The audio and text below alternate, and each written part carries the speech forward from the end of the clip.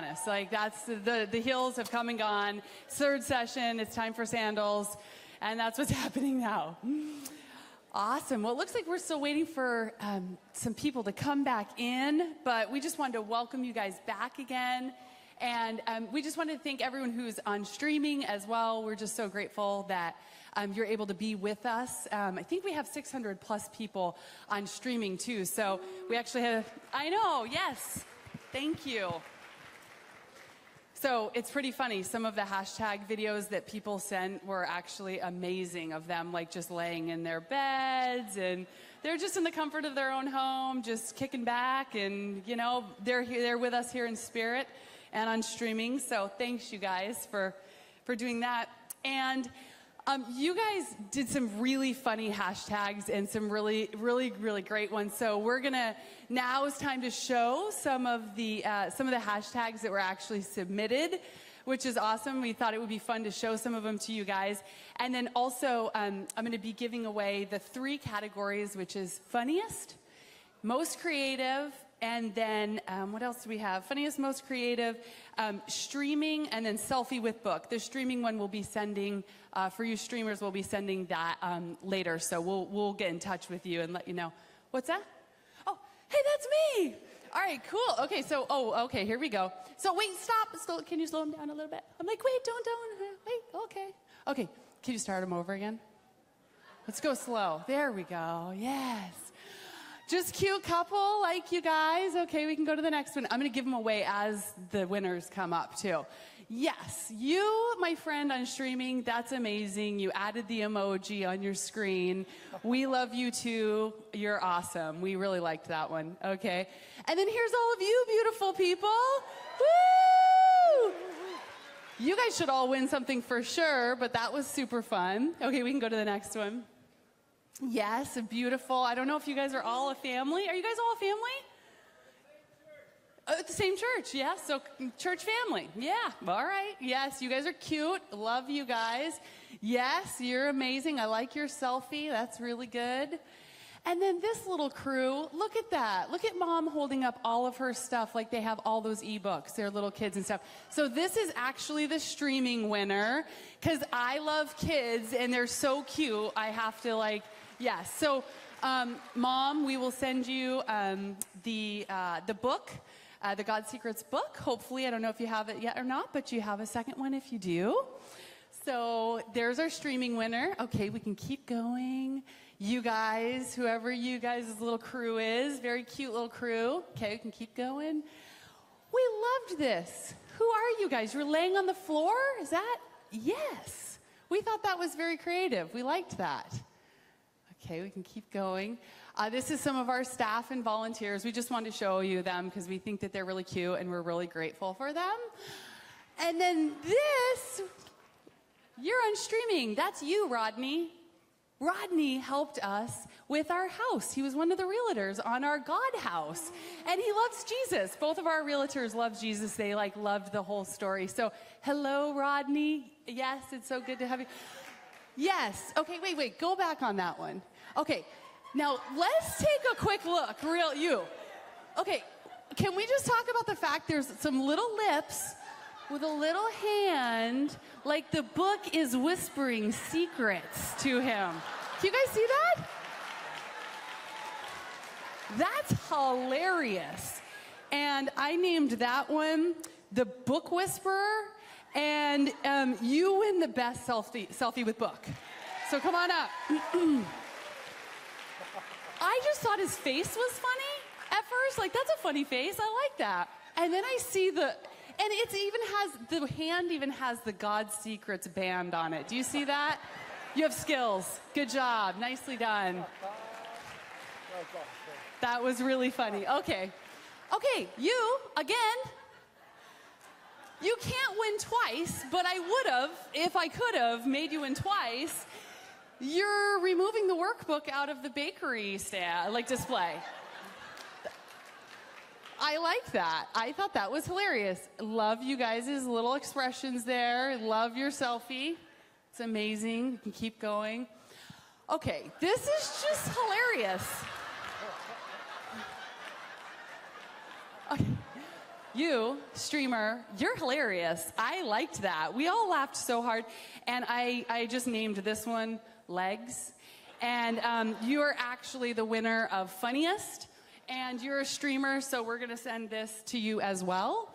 But I just really liked that. And it almost maybe looks like Sean's giving his feet a word or something. I'm not really sure. He's like, you need a pedicure. Yeah. Get a pedicure. I'm just kidding. I'm just kidding. Your toenails don't look bad at all. Okay, let's see here. I just want to make sure I'm on track. Okay. Yes. Okay, we keep going. Okay. Yes, I love your expression. This person's streaming. That's amazing. Okay. Just have another cute group of people here. Love that. Can keep going. Okay, here we go. I just thought this was beautiful, and I thought it was very creative. And so you, cute couple, you guys are actually the winners of Most Creative. Yes. So come on up. I liked that shot. I thought that was very creative.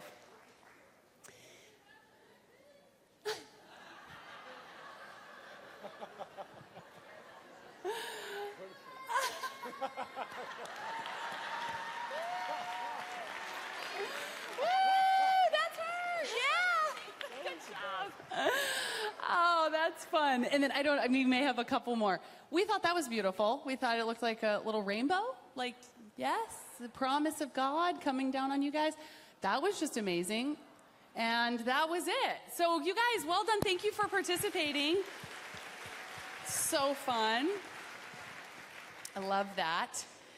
And let's see here. Okay.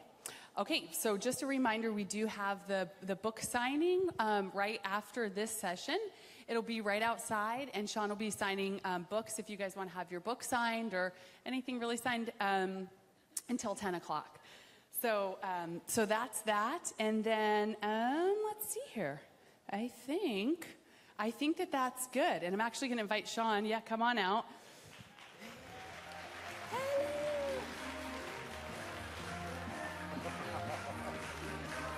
Howdy. So we get to talk to you guys about, in every event that we do, we always like to support one of the groups we're in direct connection with.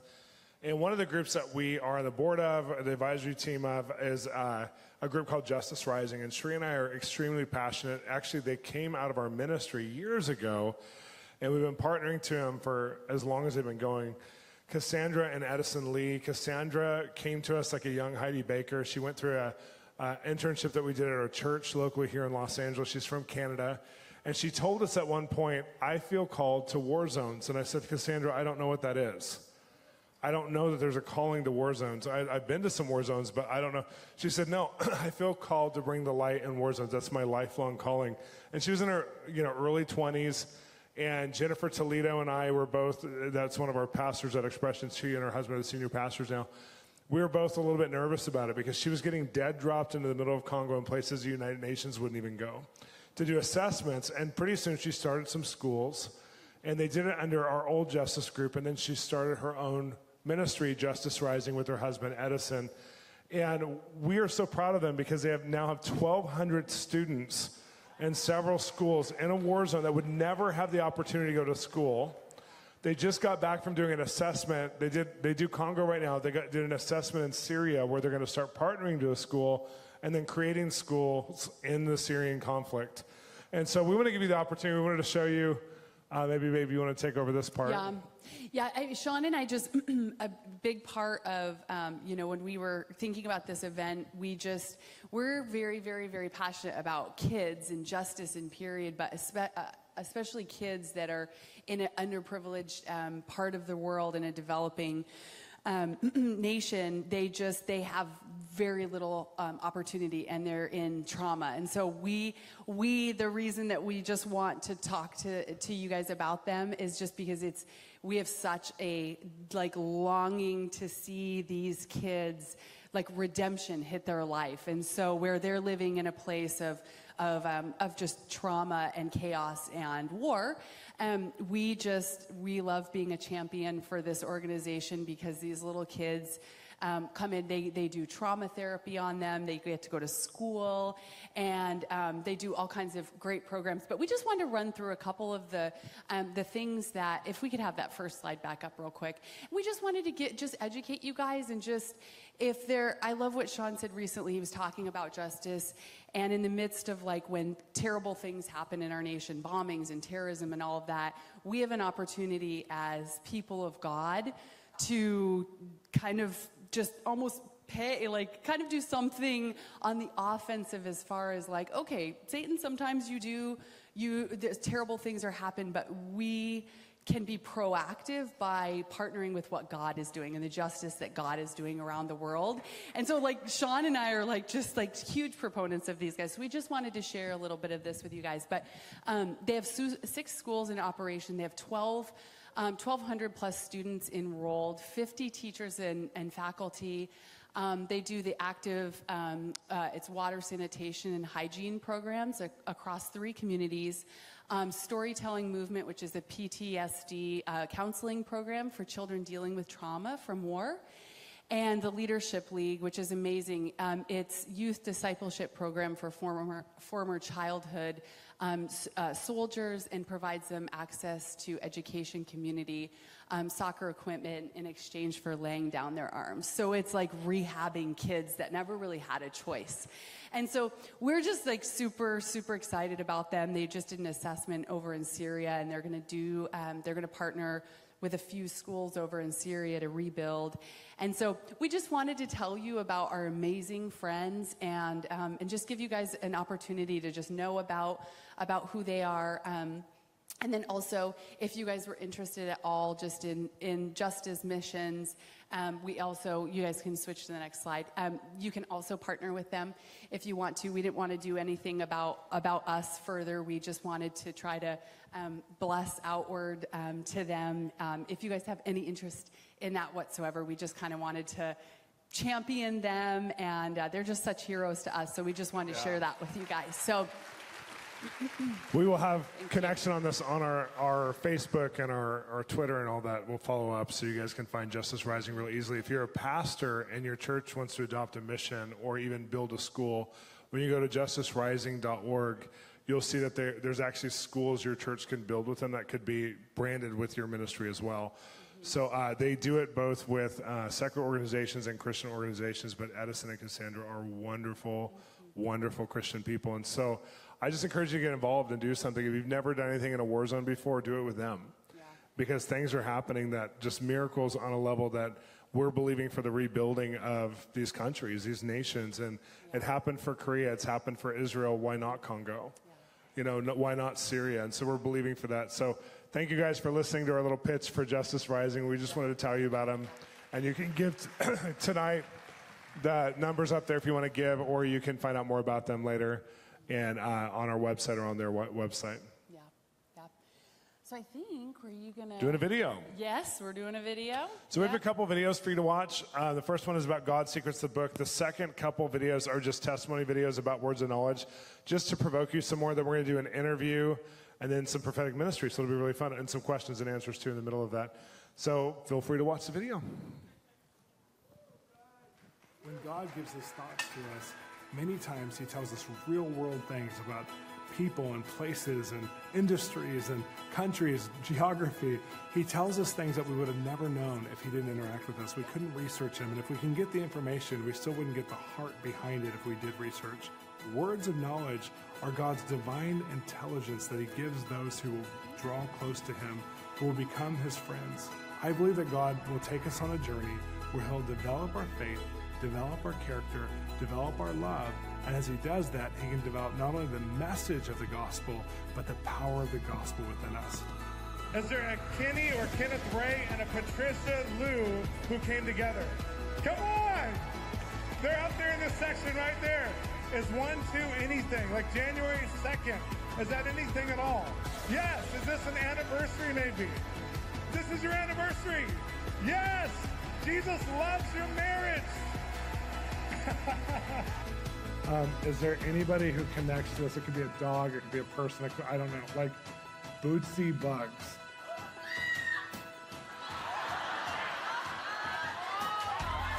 What does this mean?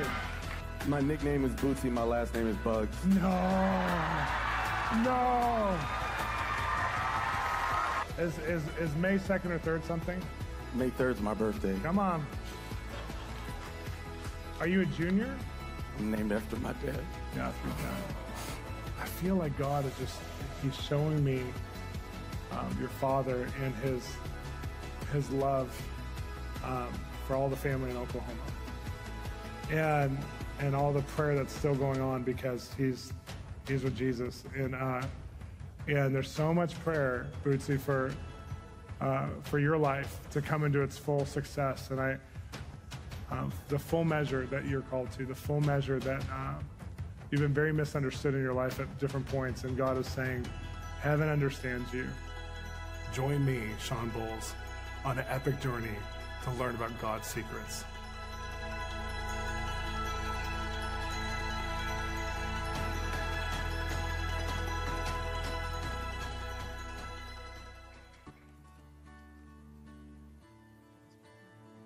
Okay, June 8th. Is there somebody who, June 8th, and there's something about creative genius, unlocking genius. Oh, she teaches creative genius class, and that's her birthday. Okay, wait, who are you? Your name's Lynn? Hi, Lynn. So nice to meet you. You're the finger painter. Now I know who you are. This is awesome.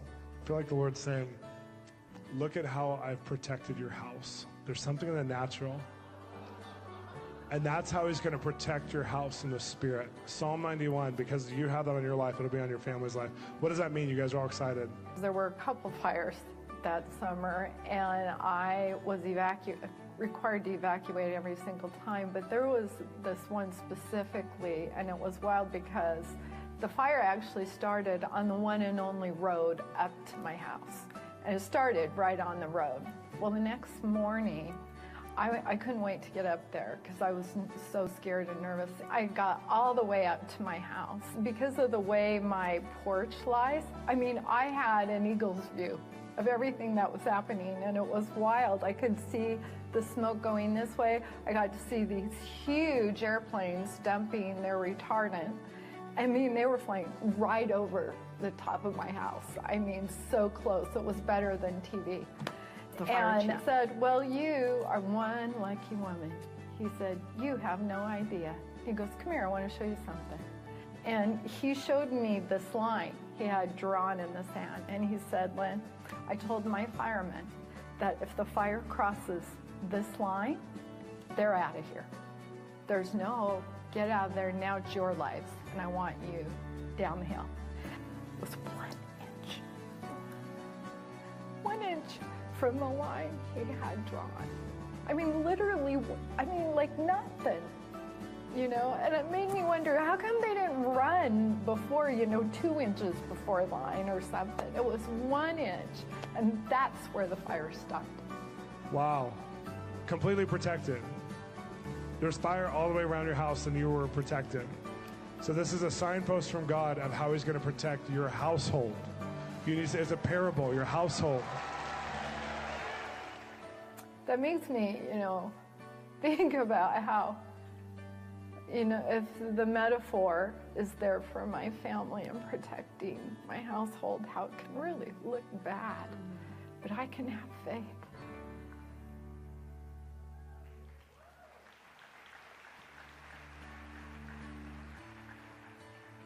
June 7th and Eric, does that make sense to June 7th and Eric?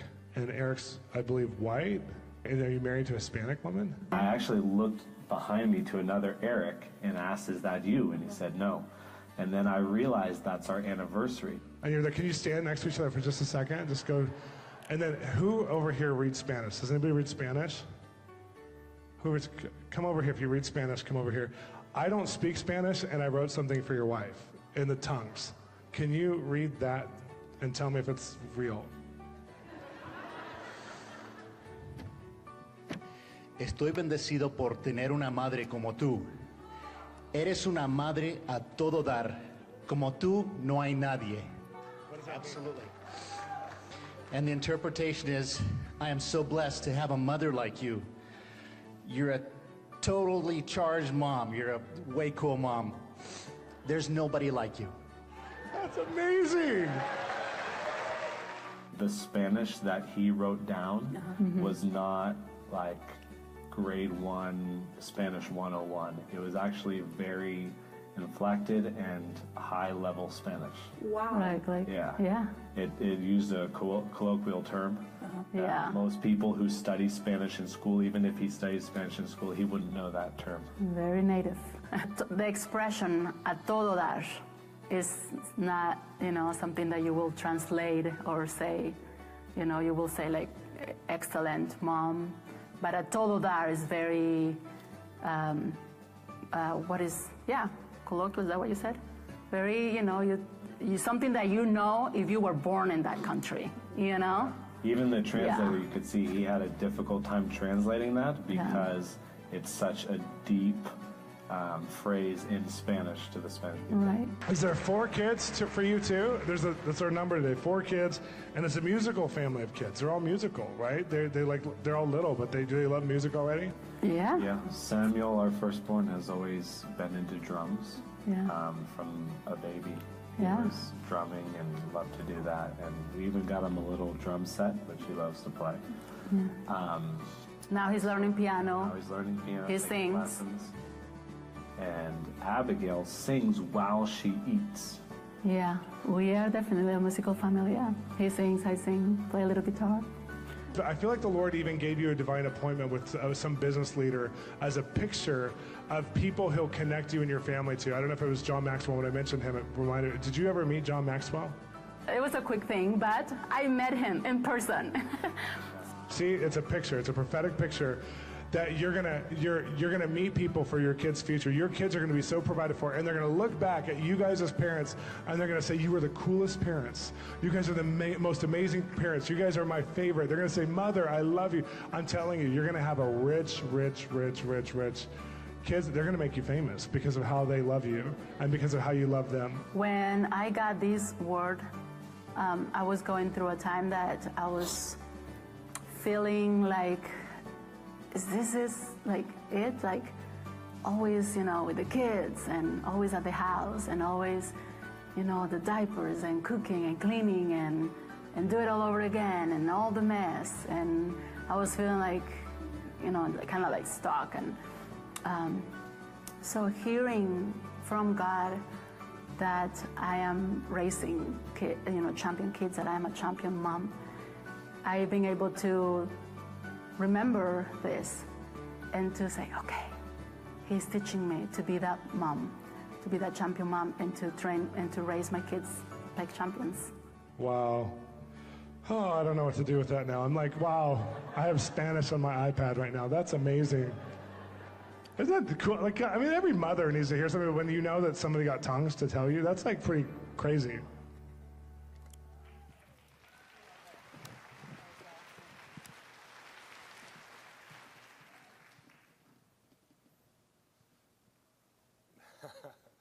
She's leaving me.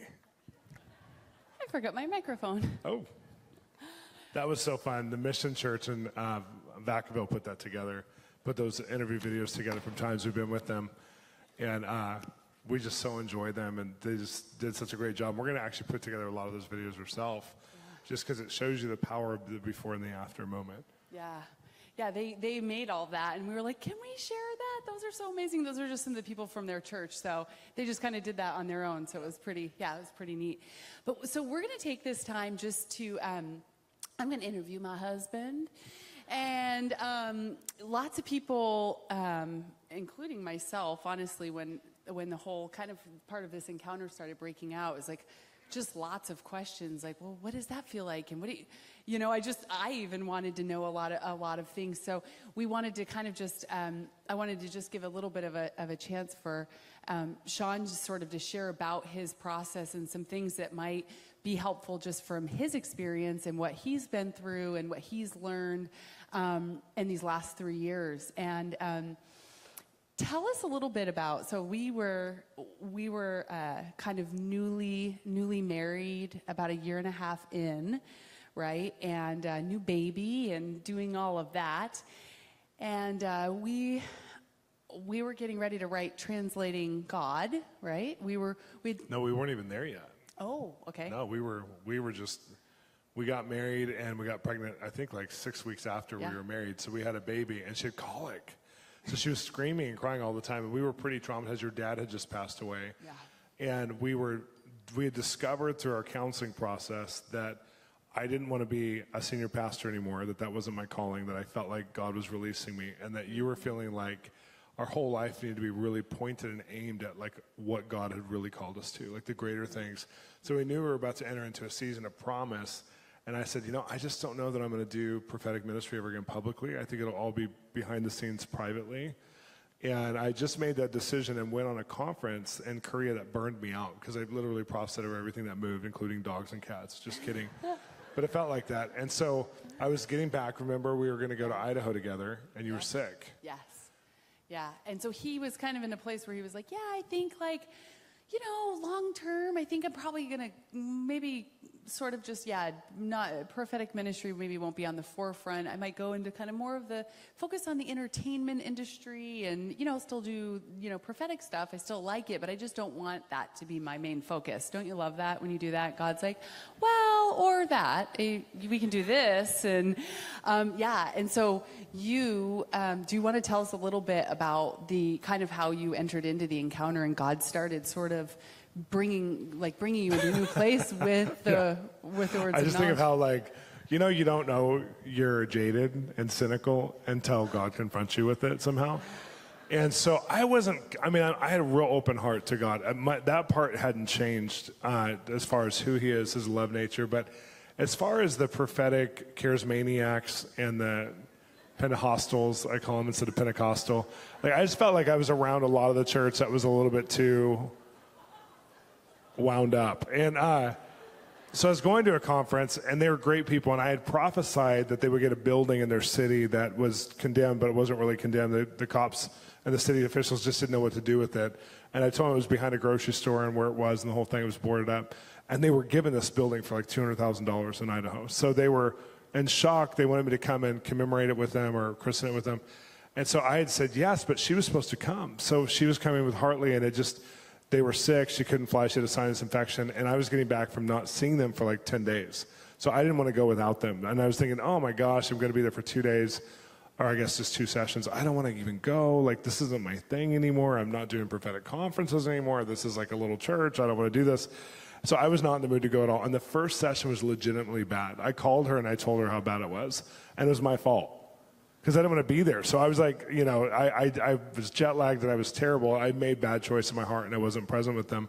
So that night I was complaining to God and just saying I am so sorry, but there's people who want to be in this role. There's people who want to be prophets, God. I have zero desire to be a prophet. There's people who love this, who want to spend their life going around the world and telling people what they think you say. I just like normal. I really love you, and I'll prophesy my guts out behind the scenes, but I do not want to be a poster boy for prophetic ministry anymore. I'm done. And I'm complaining, going, this meeting was terrible, and it's my fault. I don't know if you know this, God, but it's my fault, and I don't want to do this anymore. And as I'm doing that, I hear him, internal audibly, but it's audible, and it's not my voice and my conscious voice. It's like a voice comes in my head and laughs at me, bypasses my whole argument and says, here's 12 things I want to do in your lifetime. And I said, I am so sorry, God, but I don't believe you. They're too big. You should have told someone else to tell me. I could be crazy for thinking these things by myself. This is either delusional or it's going to lead me to faith. I'm not sure which one, if I believe them at all. And I'm so sorry. And I just felt really weird and vulnerable and exposed to even say, I don't believe you. And he laughs again. And he says, I knew you wouldn't believe me, so tomorrow I'm going to speak to you in the meeting in a way that you cannot deny that I spoke through you, so you'll believe these 12 things. So I call Cherie up and I tell her, I'm like, hey, I just had this kind of complaint session with God. He laughed in my ear and told me 12 things. I'm not even going to tell you, because I don't think they're real. He didn't tell me for 2 years. It felt that vulnerable. I was like, can I see that list of 12 things? He's like, what list of 12 things? What do you want for dinner? I'm like, 2 years later, I was like, get them out now. I want to hear the 12 things because I want to pray those things. If they're that awesome, I want to start praying for them. Like, yes.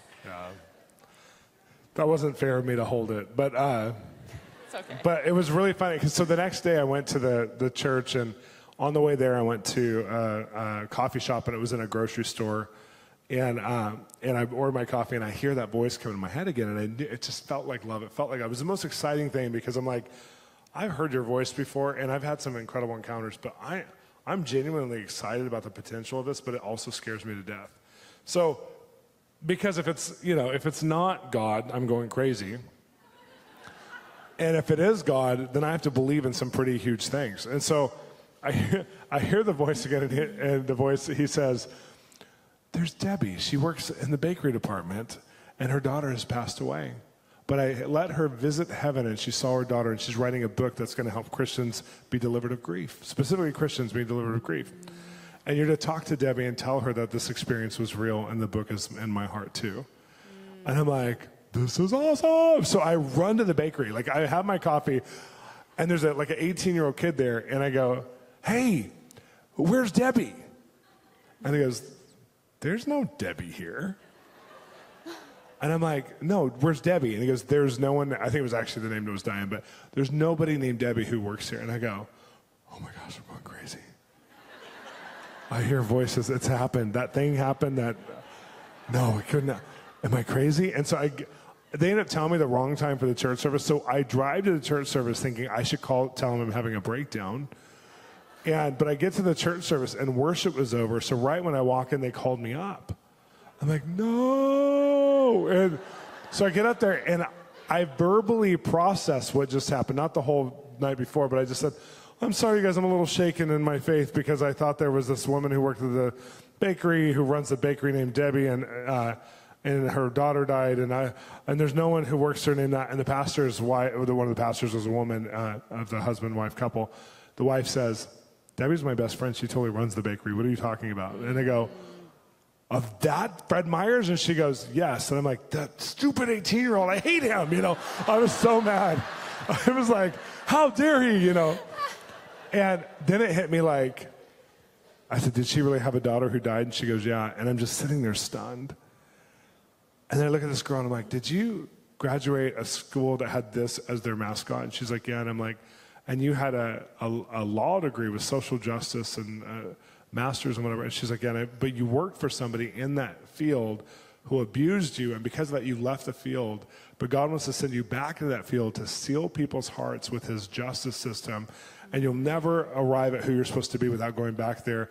And you're called to seal people's hearts, and even your current job has to do with that somehow. And she goes, I work at Easter Seals. And I'm like, I'm just freaking out by the details. So I get out of there after 4 people, and I call Shereen, and I'm like, it's real.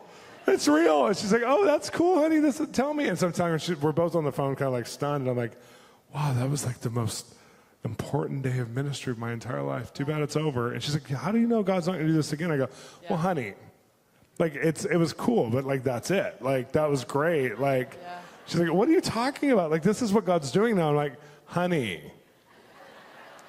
that's not what I mean. Like, don't assume that I'm ever going to hear this way from God again. And she's like, I just think you're going to do it again. Well, and I think that that's like the interesting part to share, which I feel like is like a very important part to share. Vulnerably is some of Sean's process, because I just think it just gives so much faith just to be honest with how sometimes overwhelmingly scary that can feel, to feel on the spot, And so I remember saying to him, like, wow, that's like amazing. Do you think that like I think you were speaking when you came home at church at E58, and it was like, do you think God's gonna like do it again? He's like, I don't know. I'm not sure.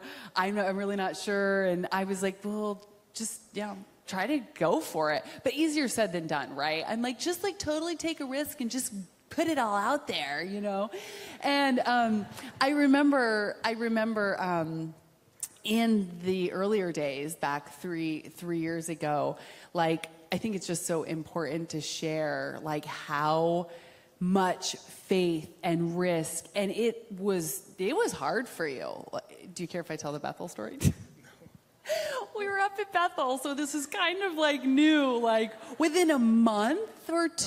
No, the next 3 days later. Oh, was it? Okay. It was 3 days later after this happened. Okay, so it's brand new, right? He has no, like, I'm all comfortable now and feel all confident taking risks, like zero of that. He was, like, terrified, but had this whole encounter for the Church of Bethel. We were up there for the Leaders Advance, which he wasn't speaking at. He wasn't, you know, they don't have guests speak at the Leaders Advance. It's in-house.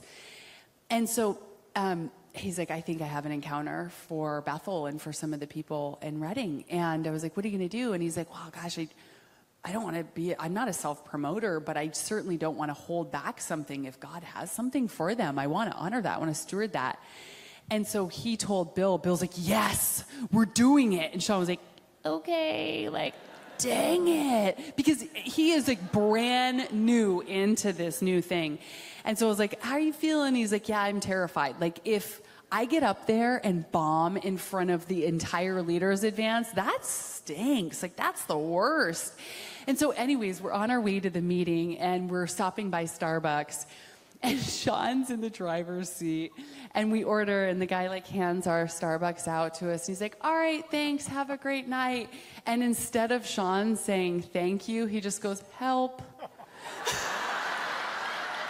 It came out from the depths of what he was carrying spiritually. I start laughing. I was like, I'm sorry, did you just say help to the Starbucks guy? And he's like laughing, and I was like, oh my gosh, okay, Jesus, help though, for real help. My husband's like, my big, awesome husband is legitimately terrified to bomb in front of everyone at Bethel and does not have his sea legs at all. It's like brand new. So we like to share that just to like humanize the process and give you guys like hope, you know, and to make it feel more like we get it. Like, you know, we're like cheerleaders with you, and we've been through such a journey in 3 years. And like, what would you say, honey, your key? Because I remember saying to Sean, I go, I'm just praying that that you get more comfortable in the risk as we go. And as you just, you know, you start to feel it out, you start to experience it more and more, that you get really, really comfortable. And so what would you say some of the keys are to moving from a place of like, that worked, and then the second time you like show up to preach at church and you're like, I don't really want to try again. Like, that was amazing, but that feels so scary. Like, how would you say, like, what keys would you give? What was going through your brain? Help. No, I'm just kidding. It's funny because one of our friends downstairs, one of our friends is here helping to volunteer. I'm calling her out. And she goes, I was talking about the e-course that we have coming after this. We have an e-course for God's Secrets. And she goes, is there activations? I don't want to do the activations. And that's just our response. If you're like probably half the people here, you're like, I don't want to have to do it though. Like, I don't want to actually have to do it. The other half of you are like going, give me people, you know, like, give me words, I'll just go anywhere. And I'm the first half. Like, I'm like, oh my gosh, I gotta like steward God's heart again. And I actually have to like go after words. And I knew from the years in history I had in the beginning of my prophetic journey, back when I was in Kansas City and before, that it took diligence, and I had to actually pursue him, that it's a trained muscle. It's like you have to work out. So I knew I'd have to practice, and I knew I'd have to trust. And for me, the prophetic never came hard for me, but it never came easy for me. So it wasn't like, I could cross over anything that moves. I actually had to work and learn his heart and learn the process. So I think some of the keys is the diligent, faithful bird gets the worm, the one who just shows up time and time again and says, I'm going to just encourage people with what's inside of me, and I'm going to try and get words of knowledge. And we did this from the time I was 19. We would try and get words of knowledge. So it's not like this was a new subject for me. It's just I got visited with the realm of getting words of knowledge in that season to confirm something in my heart that God says, now I want to tell you that this is for a generation. I'm opening this up now to a generation, and you're going to be a bridge for this to some people, not everybody, you know, to your segment of the church. And so I even in this, like, there was the first year I was writing it. I just was happening everywhere I went. The only nerve-wrackingness was that I had to decide if I'd open my mouth and say some stupid things. I mean, I'm like, Cheeto? And this pastor's like, that's my name. And I'm like, no, I'm from the Philippines. I'm like, okay. So all I had to do is open my mouth. But the second year, I felt like God said, you can have it if you want it. And so I'd have to sit before meetings and pray and just go, okay, I'm really ADD, God. This is really hard. Like I'm praying and I'm getting like, I could show you my list. It's like, sometimes it says a name and numbers. And I don't know if it's a date because it's 4 numbers or an address or I don't know. Last 4 digits of the Social Security number. I mean, I remember being, and Sid Roth had this on his episode. He had a white man, but it was actually an Asian man. He had a white Southern man. I don't know why they decided to go with white Southern as a reenactment, but it was an Asian guy, and I remember I'm sitting with this Asian guy who doesn't believe fundamentally that I hear from God at all. He thinks I'm crazy, and he thinks that it's exaggerated and hyped, and he thinks I might even be like a researcher. So we're sitting with him, and he's not saved, but he's on the board of a church. He's put millions of dollars into building, and so he's drunk a little bit too much wine, and he says, we all know that Jesus Christ is like just, he was a real person, but he didn't actually like raise from the dead. And I'm like, oh, wow. Oh, okay, we're going there. And he's like, we all know this is just good philosophy to live by. Morality is good and purity is good. And I go, I don't know that I agree with you. Like you're asking me to agree with something. I don't agree with you. And I said, I don't know how to argue with you because he has a theology degree. So I'm like, I don't know how to argue with you, but what I do know is, and I start to sound like a computer, and I'm like, A, hashtag BZ1468, and I say 25 characters. And it's his most private bank account number. And the whole time he's going, huh? What? No, huh? And I get to the end of it, and his wife goes, what is that? What is that? And he goes, I've never even told you this is my most private bank account number.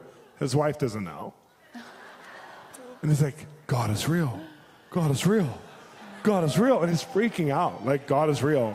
Wow. And so the thing is risk, like when it comes to me, I've now gotten to the point where I'm obedient and I had to die to all performance and looking good because I don't look good all the time. And I live in a land where we value looking good, so it's hard. I've had it, like, I still every once in a while find myself, I go to Azusa now, 3 years into it, I'm like at Azusa now going, oh my gosh, I'm in front of 65,000 people and I have my cell phone in my hand. And all the haters are already saying I'm getting like earpieces, and I have to do it from myself because my notebook was wet. Like there was everything. It was raining, I'm like, and I can't remember things that I've written down. I can't see them in my head. So I'm like going, oh Jesus, why am I doing this? Like this is so stupid. Why did they invite me up here? Like this is so stupid. And I had to get out of myself and just go, you know what, God, it's about love, and who cares if I make a fool out of myself? You're so good. How could I not give this moment to you? And so I just did it. And so I wasn't like at this place of like great strength, confidence, I'm awesome. And I'm a disbeliever. So most other people who move in words of knowledge, I have disbelieved in. I've disbelieved. I don't know how to say it. But I haven't believed in their gift because so many people are caught in like cheating and like Google folders under their chairs that they've researched people. So I'm like, nice try, And so like I actually haven't believed a lot of people. But there's a tipping point around Azusa now where so many people are now, not because of me at Azusa now, but there's just something that's happened in this last 2016, 17, where so many people are moving in words of knowledge. I was with Randy Clark's ministry, and 2 kids who are under 21, no, I guess one was a little older than 21, but one was like 18, and they moved in more than I did from the stage. Like, way more than I did. Like, so much detail. I'm like, this is just what's available now. Mm-hmm, yeah. No, I love that. Yeah, and you even at one point, I think, right, went up and were like, I don't have to do this part. Like, it's good. It's cool. Susan now, yeah. And was it Bill? It was Cheon. You're doing will it. Do this. And he's like, okay. So if that helps you any to just know, like, just the real struggle that you just have to just, push through. So I think that's encouraging. But there's so many neat things that have happened in the just sort of in the progression of all of this. It's from street addresses to anniversaries to birthdays, and some of my favorite stories are like the most heartfelt relational ones, which is I'll start with kind of a fun one because I was raised like, animals don't go to heaven, right? And that's, that we might have some disbelief or, in the room or disagreement, I should say, on whether that's true or not theologically. But tell us some of the fun, there have been some really interesting stories or actual encounters where God has actually used a person's animal to speak to them. I mean, it's been over and over and over again. And just tell us a little bit about what you Would think you ever about see, that. Sheree's like this too, but she actually cries for humans, not just dogs, when they die in movies. But a lot of people will cry like over Marley and me way more than like something that's more traumatic with humans, because we're desensitized to human suffering. And so it's really interesting when the animal ones come up, because people will weep like openly, like with some of the stuff, like, and it's not even their animal or whatever. But I remember being in this very room, and right over here, Cindy Jacobs' daughter-in-law, Janae, I said, I see next to you this dog, but it's in heaven right now with Jesus. Jesus is petting your dog, and its name is Moo, which was its nickname that she called it by her affectionate name for this dog. And nothing you've ever loved was meant to be lost, and this dog is part of your treasure in heaven, and Jesus is playing with your dog right now. And she's just like, because she went through the hardest period of her life before she was married to Daniel, and Moo got her through it. Moo kept her alive, like in that period of time. And so she's like wailing, and everybody who knew her, close to her, who knew that dog, was screaming and crying because they knew I didn't know. They knew I didn't know anything about this. And the fact that I was saying Moo's in heaven for you, and she said to God when Moo died, she said, I just don't know that I could live in a heaven that animals can't go to. Yeah. I need to know that my dog's not just disintegrated because it's dead. And then that was years before, and she never thought about that question again, and it was never relevant again after she got saved, the whole thing. But then I answered the question that our heart had way back then, and it was just so cool. And I think, like, for me, that some of the animal ones are so significant because they're unexpected, that I would know people's cats' names and gerbils' names, and sometimes they're still alive, sometimes they're dead. And there's this one little family that came into a pretty big church in Oklahoma. What I did know, because it was reserved seating, is that they were brand new and had never been to this church before. They got sat in the pastor section. Huge church, so all these were pastors. And I call up this beautiful family. I said, could you guys stand up? And they don't know what this is. So they're standing up like, the dad's an unbeliever, the mom's agnostic, and the kids are just little, you know. And I look at the little girl and I'm like, I see Jesus in heaven like this, and inside of his hands is a little fluff, a little gerbil. In heaven, your gerbil's in heaven now. Your gerbil that just died is in heaven. And she starts wailing and looks at her dad, and he goes, ah, and puts his head down and starts crying. Because they're not a Christian family at all, and her gerbil just died, and she asked her dad, did my gerbil go to heaven? And he said, absolutely not. Animals don't go to heaven, babe. There's no heaven. So she's like looking at him like, this man of God has told me that my gerbil's in heaven, you're wrong, you know, and they all get saved because her gerbil's in heaven. Little fluff is in Jesus' hands. I love that. I just love that. It's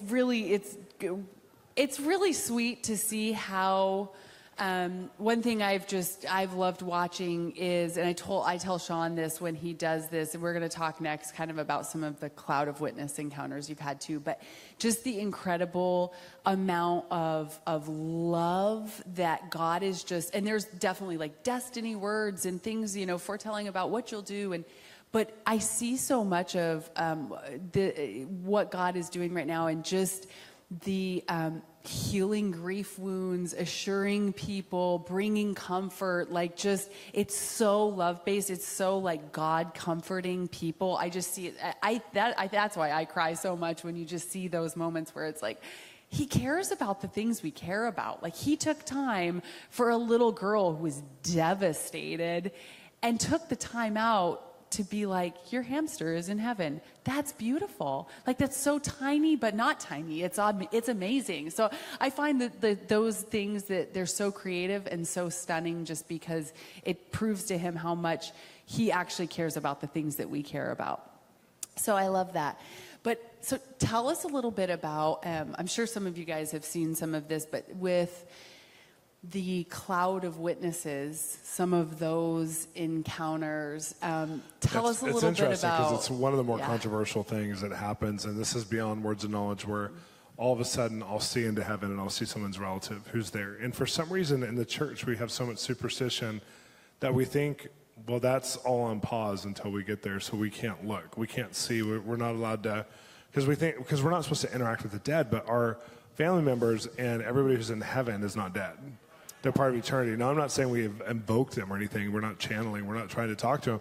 But like, it's not wrong. And in history, there's precedence for God showing us people in heaven, and people throughout history have seen their relatives. You know, Joan of Arc saw someone in heaven. That's how she got her impartation. Like, just different people have seen people in heaven.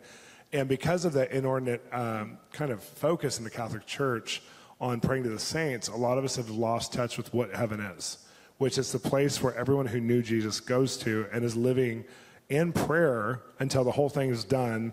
They're praying for us, for Jesus to get his fullness. So if you have a praying granny up there or a great-great-grandpa up there who believed that God was going to do something in their generations, they're still praying for you. They're still interacting. And now they're praying with all knowledge because they're praying with Jesus. He's our constant intercessor. But Hebrews 11, the last verse says that these ones who went before us were left incomplete, that they could only be made complete in God. So then Hebrews 12:1 says you're surrounded by a great cloud of testifiers, not witnesses. So testifier means, the Greek word is those who shout before you. They're the ones who shout before you, implying they're saying everything that needs to take place for you. So there's times it's been pretty crazy, because I think of some of the ones that were the most crazy. One of them was in Sacramento.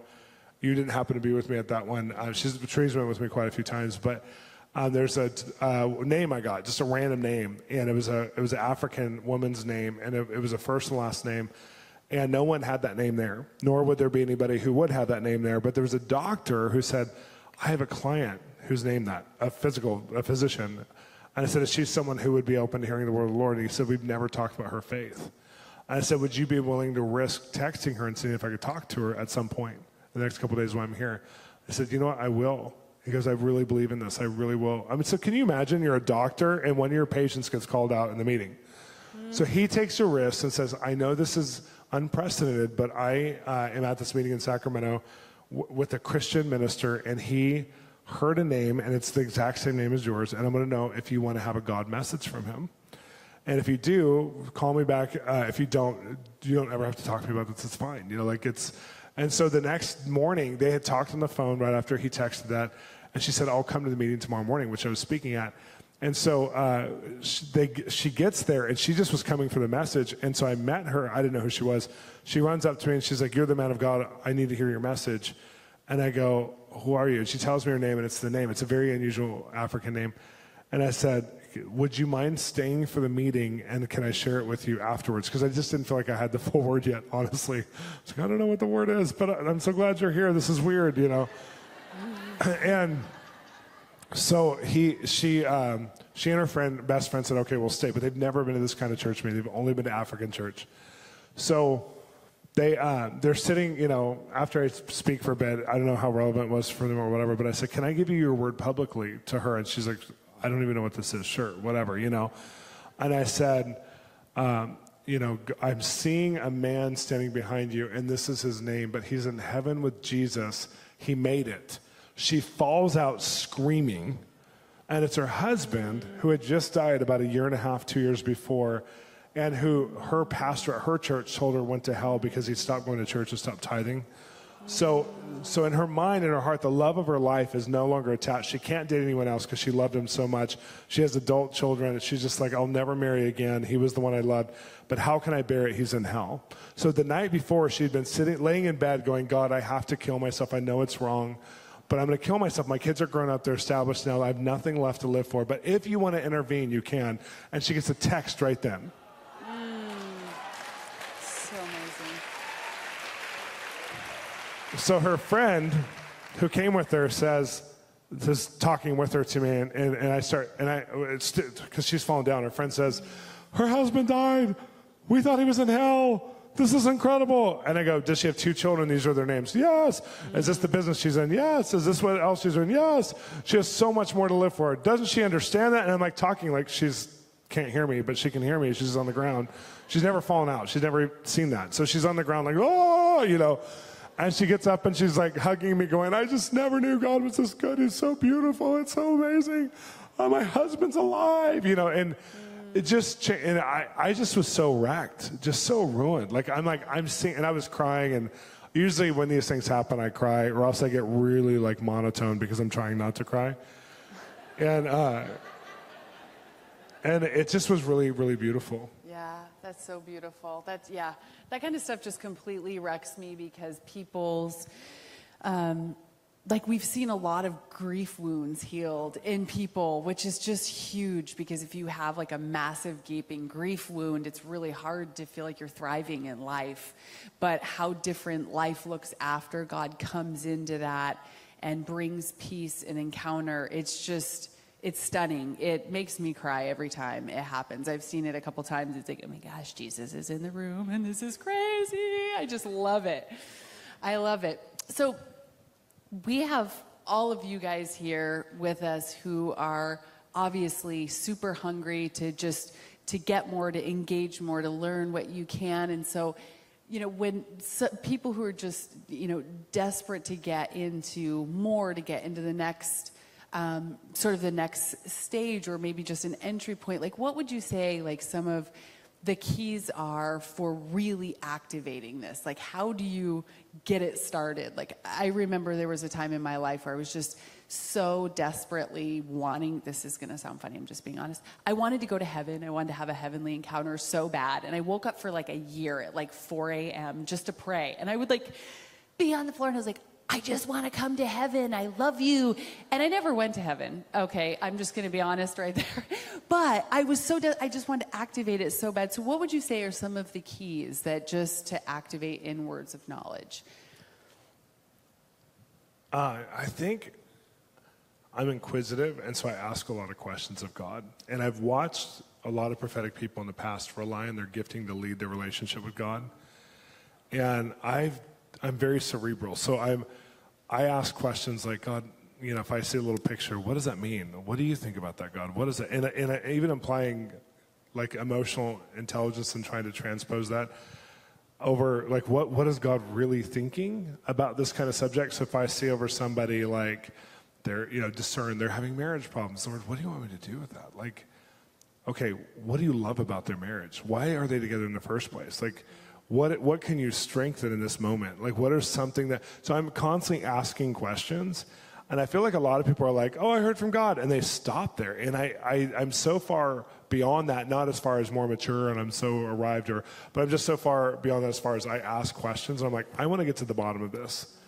To me, it's like, I love puzzles, I love mysteries, I love problem solving, so I'm like, okay, if the Holy Spirit's a counselor, a friend, a comforter, like, how can I be that in this situation if I'm seeing something, or if it's something positive even, it's like, what is that? And so when I've even been in activations, like a lot of activations don't work for me. That's why I have compassion on those of you who are like, today didn't work for the activations, because I'm really bad when you put me on the spot and you give me a task. Like in school, I was ahead of my grades, but as soon as you put me into a test mode, I'd go behind. I'd be like, what's going on? I'm on the spot. I'm not good at Johnny on the spot. Now I am, but I wasn't for a long time.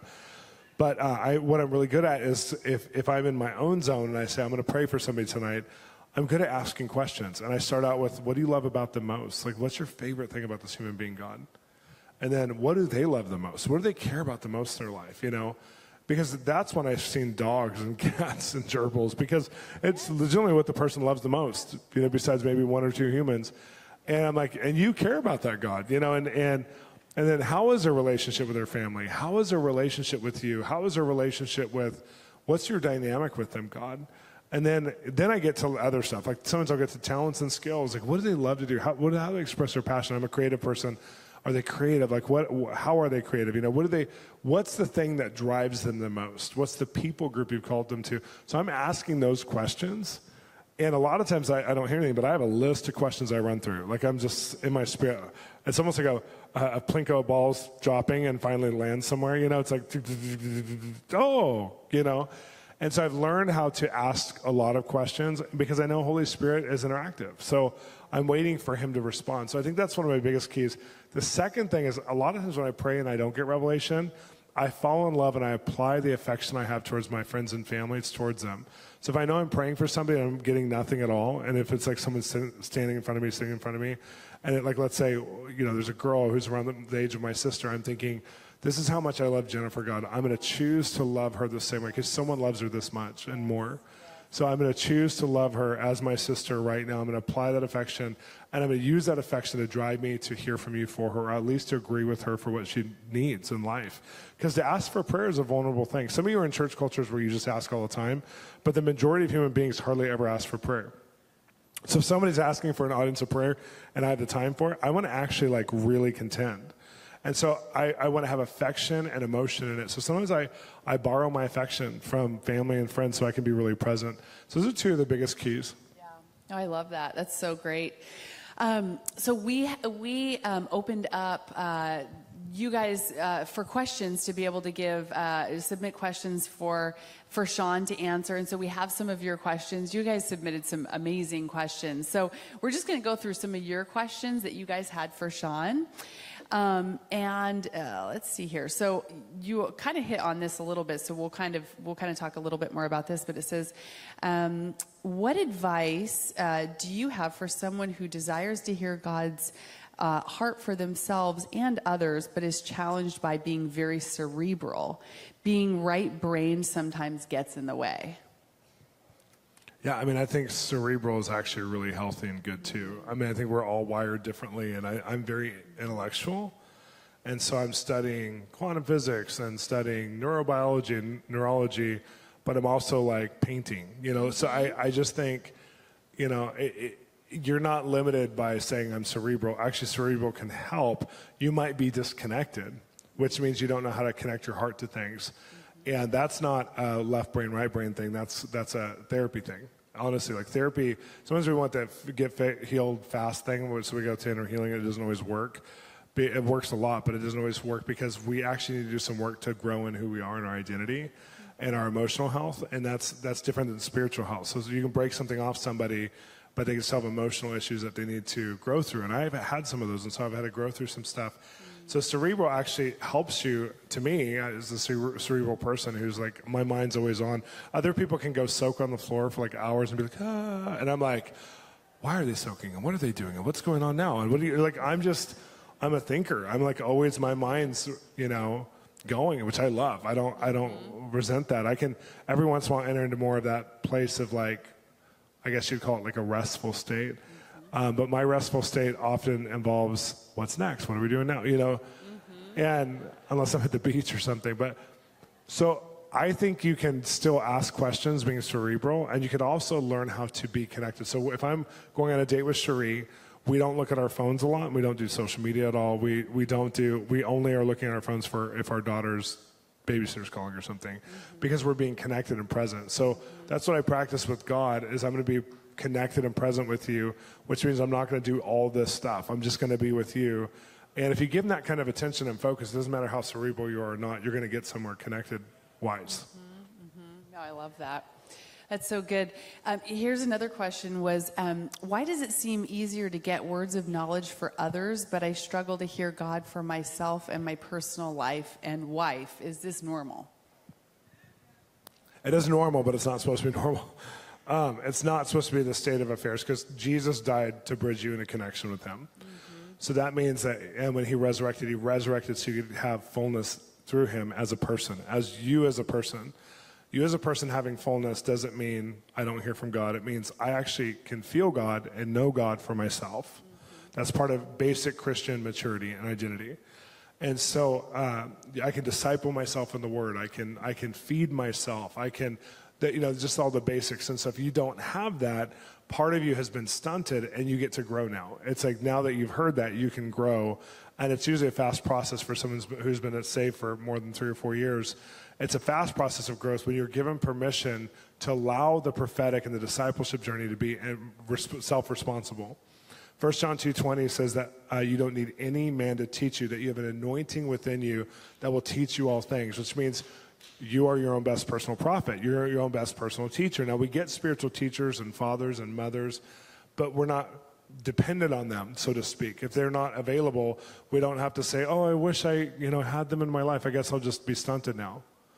We actually get to grow. And so for me, I've heard from God so clearly for years because I've focused on hearing from God clearly for years for myself and for my family. And I've given Cherie several words throughout our marriage. I've talk to Harper about her heart. Hartley's not quite old enough for that yet. My family, my mom and dad, my sisters, like I've given them words. I've connected heart to heart with them. It doesn't mean all the time. It's not common like every day, but there's a place of like carrying them, and out of carrying them, I can't help but see things for them because I love them. And so if I'm only ministering to strangers and everybody outside my world, I don't have a lot of personal authority. And if I don't have a lot of personal authority, it won't last to minister to others long term. So I want to encourage you and challenge you that own your own land. Like get to the place where you say, that's not okay. I want to hear you from me, God, and I'm gonna stay here until I hear you. Like I'm gonna come here until I hear you from me, because that's my right as a believer. That's my authority as a believer. Yeah, I love that. That's so good. Jake asked, what do you do when God reveals someone's sin to you through a word of knowledge? Yeah, there's two things we might do. One might be a discernment, and you have to like really be clear, because if it's discernment, you don't do anything. If it's discernment, you just pray. You just go, God, please help them. That's really hard. Like Cherie and I were in bed, and a friend of mine called, and she goes, I think he's having affairs. I've had dreams about him having affairs. And I said, okay, but it was discernment. It wasn't like a word from God. It was discernment. And I said, okay, so we just prayed for him and waited, and then it turned out he was having affairs, but we didn't have enough relationship to go and confront him, nor would he have wanted us to, because he wasn't ready to change. And then when he was ready to change, it was after he was caught and some things happened and whatever, and then he was ready to change. And it was okay to say, like, we kind of knew this, and we'd been praying for you. And that actually really encouraged his heart, that we loved him anyways, even though we knew discernment was. Now, there's another thing where God gives you a word of knowledge because you have the authority or relationship to help someone in their process. So I've had many times, especially guy friends and even some young men, where I've been able to discern pornography or discern that they're having, extramarital affairs or they're having sexual stuff. And I've been able to go talk to them like, hey, can we talk for a minute? I'm feeling some things are going on with you. And the cool thing is, if you get a word of knowledge about someone's sin, typically you just kind of hint. Like my mom used to do this thing when I was little. She'd be like, how are you doing? And I'd be like, like if you become a safe place, then it becomes confession, not you calling them out. And I feel like God's heart is for us to have relationship enough where we become a safe place where even if we know the sin, our goal is restoration and redemption. So the sin's not disqualifying them. So even if we have to tell them, if we don't have to tell them, and there is rare external experiences I've had. Like I walked into one church with my best friend Hona, and I said, I can't preach this morning at this church in Puerto Rico. I can't preach here because that pastor is having an affair with that woman. Walked in and knew it. I just knew that I knew it, and I knew that God was saying, don't preach here, call it out. Like tell the leaders here. So Hona goes, what do you want to do? I said, I have no idea how to do this. I don't know. No one trains you on how to call people out in sin, So I go up to an usher and I go, hey, can you get the board members or elders or whatever governing system you have here and have them meet me in the pastor's office? It was during worship. We got there late. And all of a sudden they did. I don't know why they did, but they did. So there's 3 board members, elder guys, and then the pastor comes in by himself with these 3 guys. And I said, do you want to tell the pastor or the elders, or do you want me to tell him? And he goes, I'm having affairs with the secretary of the church, blah, blah, blah. So he knew. And I said, you invited a prophetic guy to your church. Like, I don't know why you did that. I wouldn't have invited a prophetic guy to my church if I was having affairs. And he confessed it before I had to. And then I go, so I got to go, guys. Sorry. And they go, no, please. The people are awesome here. Please preach to them still. Please minister to them still. We'll heal this and deal with this, but don't abandon us. And I was like, okay, fine, I'll go out. But I felt so weird. I'm like, your pastor's having an affair. Your pastor's having an affair. Like I had to get out of that to just be normal, And so a lot of people want to do that. They think that's maturity. To me, it's like, you only got to do that if it gets real ugly. If it's gonna destroy a lot of people's lives, God will send a mercy voice in at times over and over and over. And I was the last voice before this got real ugly. So, yeah. Yeah. I love that, at least just being married to you, I know your heart of love. So even hearing stories like that, I'm like, God's giving somebody a last chance, and really actually loving someone by trying to do a final stop of like appeal to them, not revealing someone's sin just to make them feel condemned. It's really to save his son and daughter, Don't worry, Sean's not the like, you've done this. We know that. We already know that about you. But, okay, we have a question from James, and he says, how do you bridge the gap between a prophetic word of knowledge and a prophetic word when you share? So you get the word of knowledge, and then how do you bridge into what comes next? I think for me, it's a pretty natural transition because I think I get the word of knowledge to call people to spiritual attention. And so it's like, my birthday, you know my birthday? Or the husbands are like, I think that's my anniversary. Yes, it's my anniversary. I'll never forget it again, which is great. And then all of a sudden you could say anything that God tells you in the moment. If I just told you, you're a warrior who's going to fight the good battle, everyone will be like, that's cute, because you can say that to anybody. But if I say, your name's James, you are a warrior, and your name, your middle name is David, they're going to be like, oh my God, I'm a warrior, I'm going to fight forever, So it's just, to me, it's a natural jump from the word of knowledge into the prophecy, because the word of knowledge makes room for the prophecy to happen. It's saying, I, God, am with you in this moment, and I love you. I've chosen to speak to you out of all humanity in this moment. Pay attention. That's what a word of knowledge does. Yeah, that's so good. So we have a question here from Reese, and it says, most of my adult peers where I'm from laughed when I said I was going to a word of knowledge workshop. In general, they dismiss most prophetic ministry and don't take it seriously. They have been hurt or lost trust because of over dramatic theology or scare tactics. How do I teach my peers and set an example of the importance and application of prophetic ministry? That's a great question. I was in a place, one of the prophetic type camps recently that has birthed a lot of the prophetic and now is, decades old. And it was really interesting because the generation that's emerged there doesn't even know the prophetic, doesn't even know what their legacy is. And it kind of has like a mockery. Like, we've been there, we've seen that, we grew up in it, but that's not like that cool. And it's interesting because some of the gap was their parents and their grandparents who helped birth this had really bad character and had excuses for it, that they were anointed, and so that's why. Like, it's our marriages blew up because our call of God, which is a really dumb thing to say. That's not God at all. So there's an emotional intelligence on this younger generation that's not necessarily the older generation, where it's like, we're actually going to self-care. We're going to put up boundaries. We're not going to be workaholics. We're not going to sacrifice our kids at the altar of ministry or career. There's a general belief in this, at least in America and a lot of the younger generation. So there's a skepticism towards anything that's ministry driven that doesn't have relationship and justice as a goal. And so it's really interesting because I have a group of young leaders that Sri and I have started. It's young emerging apostolic voices from around the world, and there's about 70 or 80 of them that come every year together, and we meet. And I realized the first year, the love language of the older generation when you go to leadership networks and network together is, what do you want to do together? What conference? What event do you want to do? Let's serve each other. I'll serve your vision, and you'll know I'm with you. And it's like, also, it's acts of service is the love language. And the younger generation, the love language is quality time. So they're like, will you just hang out with me? If you ask them to do something with you first without hanging out with them, they'll be like, ew. If you try and prophesy in their destiny without actually knowing them, they're like, you don't know anything. So it's really interesting that there's this gap of even generationally of how people are wired and thinking. It doesn't mean you might be older as far as age and still be in the younger people's demographic. It could be an older and seasoned ministry thing from the older generation that's like, I need you to serve me. That's how I know you're with me. And so because of that can kind of answer this question. There's a lot of people who are skeptical towards the Pentecostal charismatic world because the gifts of God were used to build entities and structures, not people. And so there's this jadedness in the younger generation where they haven't really figured out this will actually help you thrive in life. You'll have cheat sheet on how to do life well if you have the prophetic. And they haven't figured that out. So your goal should probably be, if this is you who asked the question, or if you're thinking the same kind of question, is probably just to love well and model it well and just not come on strong, but just not hide it.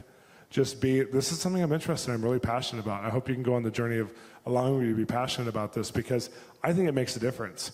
And I was the only one in all of Kansas City in 1993, 94, 95 that was under 30 that believed that the prophetic was fun. We had 7,000 people in our church movement, and no one cared.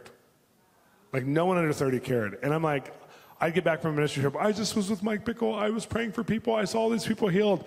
And the young adult crowd was like, I don't really want to talk about this right now, this is weird.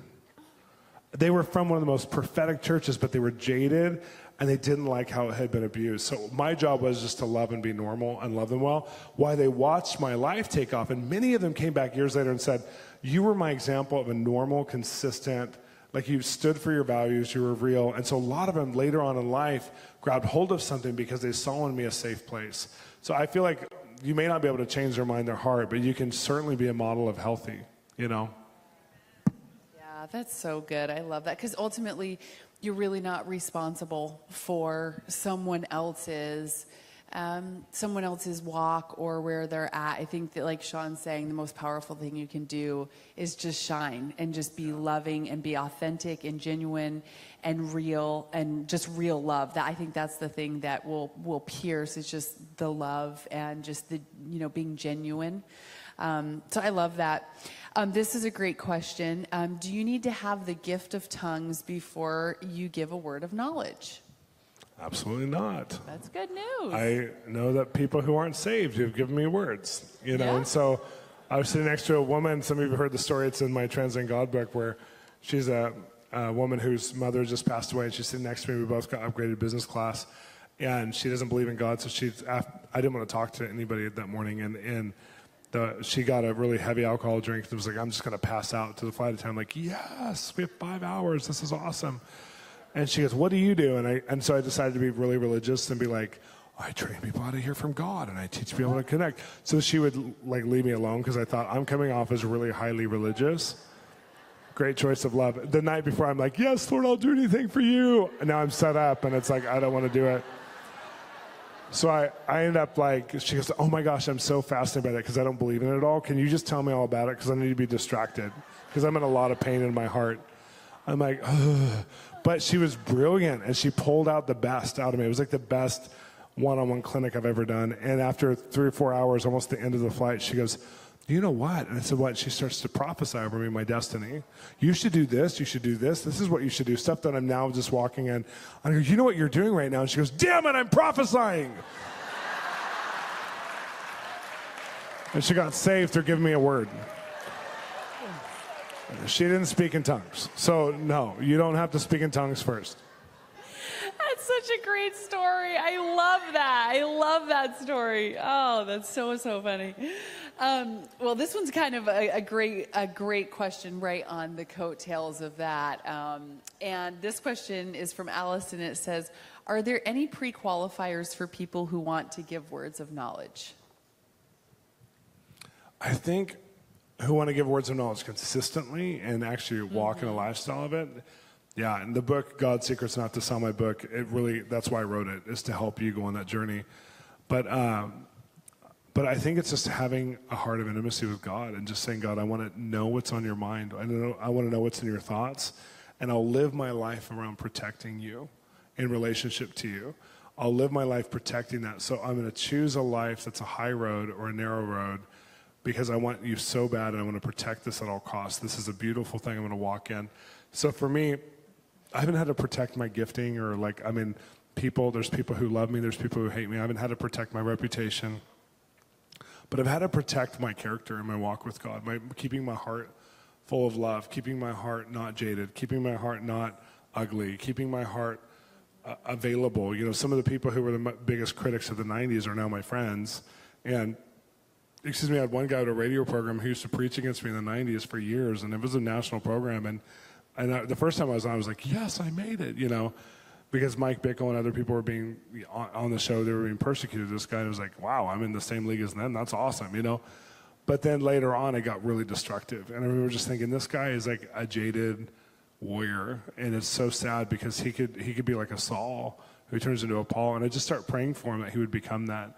And so to keep my heart open and to keep my heart connected to God, I think that's for you who want to walk in words of knowledge. Just years later, he becomes a friend because I kept my heart open, because I didn't get offended to the point of being broken.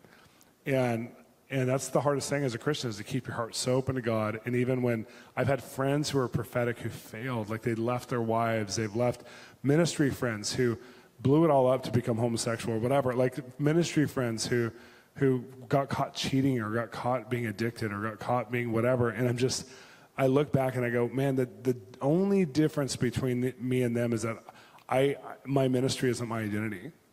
And my identity is just, I love my family. This is what I'm protecting. My ministry, I don't need to protect. God will protect it. This is what I'm protecting is connection. And so I think just, keeping your heart prioritized correctly, where you don't care about being a prophet, you care about being a healthy human being. And the prophet is something you got to do, but healthy human being is something you have to be, which is way different. That's so good. I love that. I love your heart so much. He's amazing. That's why you fell in love with me, Not gonna lie. The next question is, I think that I got a word of knowledge for you and your wife that you're supposed to take her to Hawaii. Is that true? Just kidding. Wow. Just kidding. Sean's like, also a pre-qualifier is not being a manipulator. So thought I would just mix it up to see if you guys were listening or not. You are. Okay. I think we have time for one more. I'm glad you guys liked that. Thank you. Confidence for doing stand-up one day is just really, it's pretty high after this.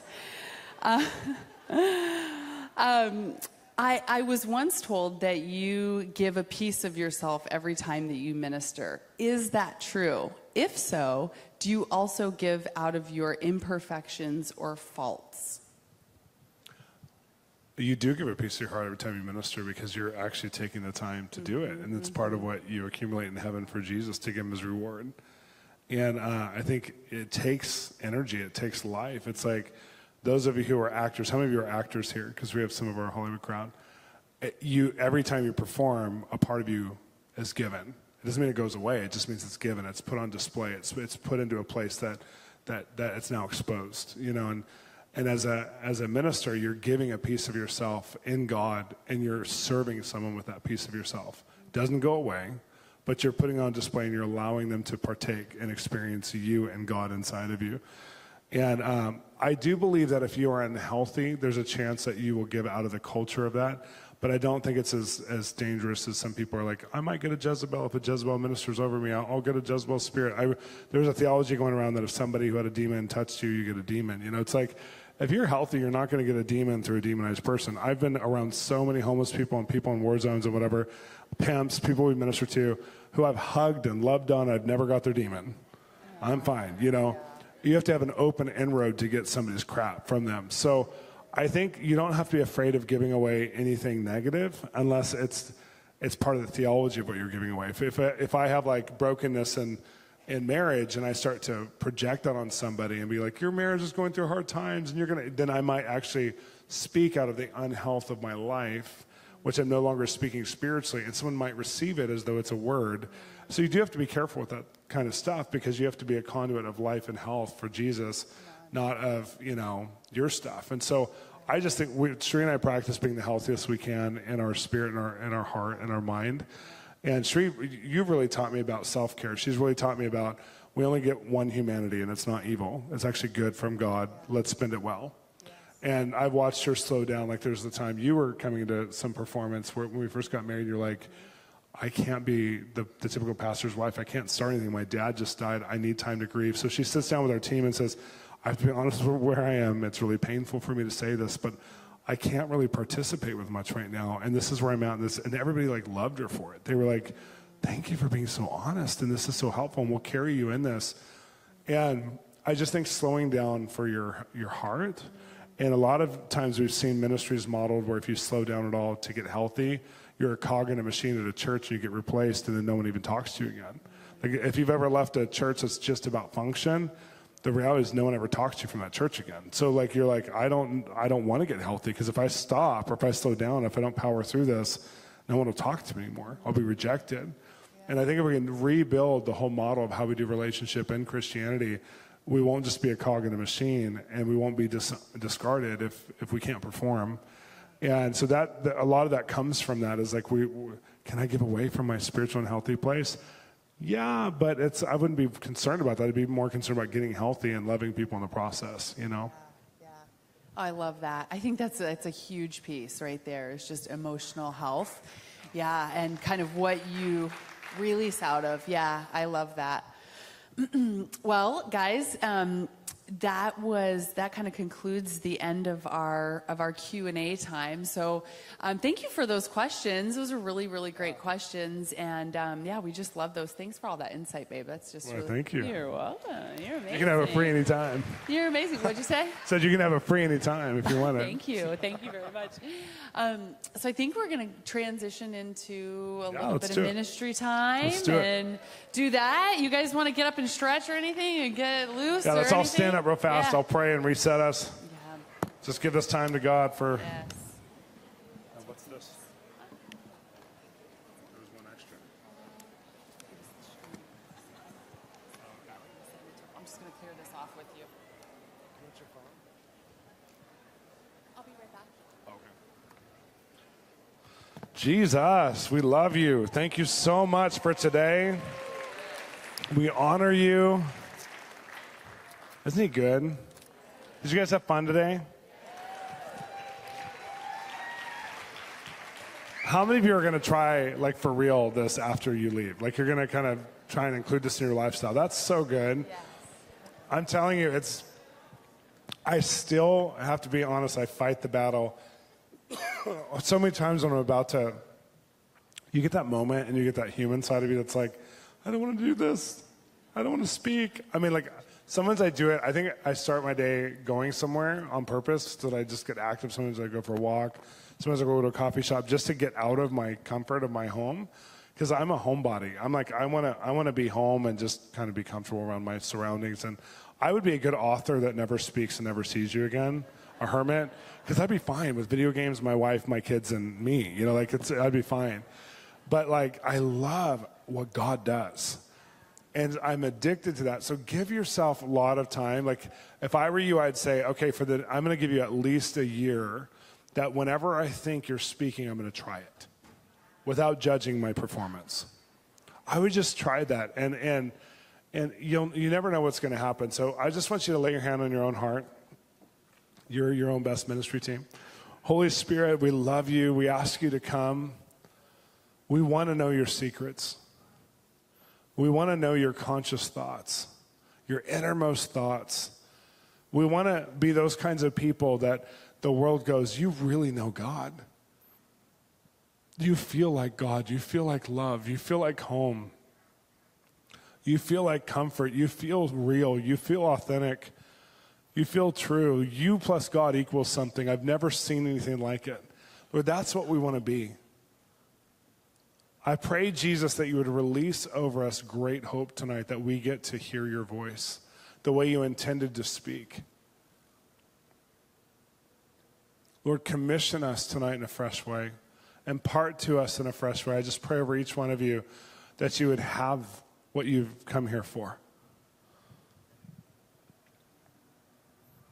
Lord, I pray that we'd have any wrong theology broken off of us where we have to spend 30 years before we could have significance in hearing your voice. Or God, where we have to have some sort of qualifier, jump through certain hoops. I pray that you just break any of that off of us tonight. I pray that you'd start fresh with us. In Jesus' name. I just feel his presence strong. I'm going to minister in the midst of his presence. So go ahead and sit down. And my wife and Lance are going to be the runners. I think Lance is still here. Are you still up there, Lance? Yep. So they're going to be the runners because this is always interactive. I was in a meeting in this very building at one point years ago, and this is not the prophetic time yet, but it was really interesting because there was a board of people. This is like, I don't know how many years ago, 10 years ago, 13 years ago? I don't know. Whenever they first got this building, it was the first year they had it. And what was it? 12 years. So 12 years ago, I was in here, and we were having a little apostolic roundtable before HIM was really forming what it is now. And I remember these guys were talking about releasing the next generation, and there was a lot of qualifiers on it. And it seemed really hard and clunky to me. Like, I was like going, you guys, these are a lot of rules. Like, and I pointed around the table, like, you started in your 20s. No one gave you permission to do what you did, and you birthed a movement. You started in your 30s, and nobody was doing what you're doing, so you did it. You started, and I was explaining to him, like, no one made you jump through this. You just became. You just said, I want to do this. I'm going to go after God this way. And I don't think we need to give people a structure. I think we just need to give them permission. I don't think we need to ordain them and say, no, you can do it because I put my hand on you or I put significance on you. I think we just need to let their significance emerge and say, yay, go for it. And I feel like some of you need to hear that, because I think of like if Lauren Cunningham hadn't started YWAM, when there was no one who helped him, really. Like him and his wife just did it. They just went out and said, we're going to send youth all over the world to missions. Or I think of, Mike Bickle when he was young and he started his church. No one told him you can't build a mega church. And he built like a significant 7,000 to 10,000 member church. And he was in his 30s. I mean, like he didn't know what he was doing at all. Like when I came here 10 years ago, I had no idea what I was doing. So I know what that's like. I think of like, Lonnie Frisbee and the Jesus People movement. He just showed up on beaches and said, come Holy Spirit, and God showed up. So I just want to give you permission that you don't need entitlement to do what you're called to do. Entitlement can help, meaning like if someone gives you authority and permission to do it more, that's great. And I think that's healthy. I'm a prophet of 3 movements. That and a token gets me on the bus. But, in those movements, it helps to be recognized and honored, but you don't need that. And there's so many places I go to that doesn't mean anything. And so I'm going to encourage you I'm going to give you permission to go on a journey to grow without needing anybody to make it happen for you. Because if you need somebody to make it happen for you, then you're only it when you're around them. But if you understand what Jesus already gave you, you'll be it all the time. And so Jesus in Ephesians 1 was given the highest name, the highest position of all names, the King of all kings, the Lord of all lords. And Ephesians 2 says you were seated with him. Nobody can match what he already gave you. So don't look for it. If it comes, awesome. It's a blessing to me sometimes to go into certain movements and get special seating at their events. Cool. But, it doesn't mean much. In that context, it gives me a little bit more authority, a little bit more whatever, and that's a blessing, and so I'm not minimizing that. But it's not all that in a bag of chips. It's just what it is. But when I go into, if I go down to Hollywood Boulevard, that doesn't translate there, but the spiritual authority does in my heart that I've gained with God. So I'm going to encourage you to gain it with God, and it'll be recognized by man as well, but you don't need the recognition. You don't need the attaboys. You don't need a system to make it happen for you. But it is good to have relationship, like I said, committed relationship with a church group that just helps build that celebration around you and build that accountability. So I wanted to say that because some of you need that permission. Okay, let's try this out. I had this friend named, I haven't talked to him in a long time, but Craig Kinsley, and I saw Andrea and Craig Kinsley or something like that. Is that anybody? Andrea and Craig Kinsey. Wave real big if that's you. And you might have a Stephanie connected. Is that anybody? Wave, wave, if it's you. Wow, we started out with a bang. Could be on streaming, just saying. I know, if it's on streaming, we'll give the words after the event. So if you're on streaming going, it's me, I'm freaking out, which happens sometimes, you get your word later. How about, do we have a Devin and Shirley? Devin and Shirley. Does that make sense to anybody? Or Devon and Shirley? Right there? There's no Shirley? Oh, there's a Devin and why aren't they here now? I'm giving words to people who aren't here. What's going on? Okay, so I'll find them later, just because I want to stay present with who's here. Lord, help us. Is there a Jessica who grew up on Songbird Lane, or you lived on Songbird Lane at some point? Jessica, over here? Woo, we have someone who's here. Are you Jessica? And you grew up on a Songbird Lane? I've never heard of a Songbird Lane. I thought this was cool. This was a shot in the dark. So I know who you are. Oh, there you are. Is there a Marie? It's my middle name. Ah, Jessica Marie. Well, hello. Hello. I just feel like I'm excited for you because I feel like God's going to awaken you and to your fullness this next season, and also a James. Is there a James? That's my dad. There's something about like a re-energizing James, your dad. Like there's a touch from heaven that's going to come to your dad. And I feel like God's saying that he made you to be seen and heard.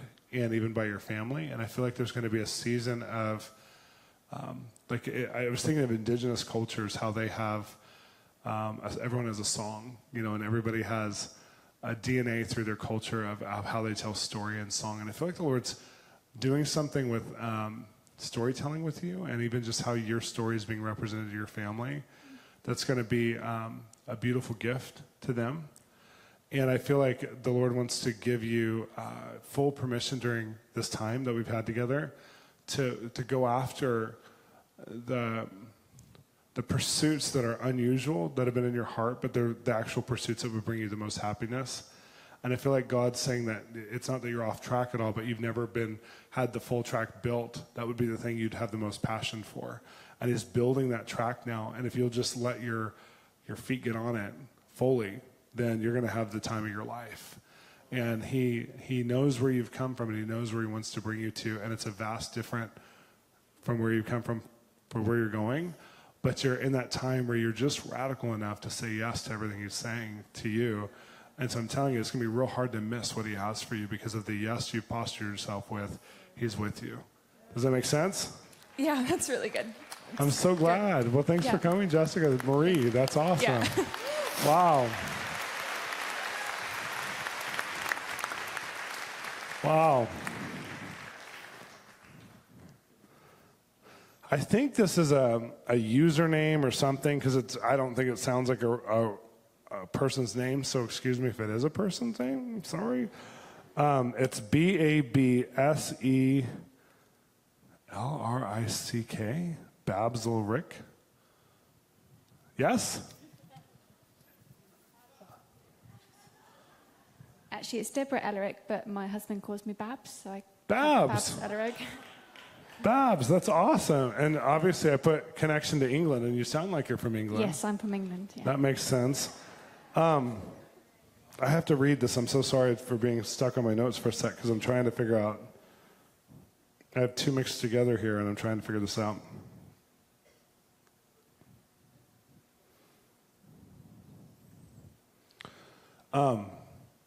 I had an encounter for you before this meeting, and I felt like it was a woman, but I didn't know because it had Eric or something, or Alric in it. But I had an encounter where I was watching you, and a vision was playing out before you, and I felt like the Lord was saying, like, you've been watching and you've been diligent to hear and to see, and you've even allowed your life to transition because of what God's told you. You've made some big choices. And He's so proud of you for making these choices, and you're about to have a visitation that's going to change everything. And this is going to affect, I think there's 2 children. Is there 2?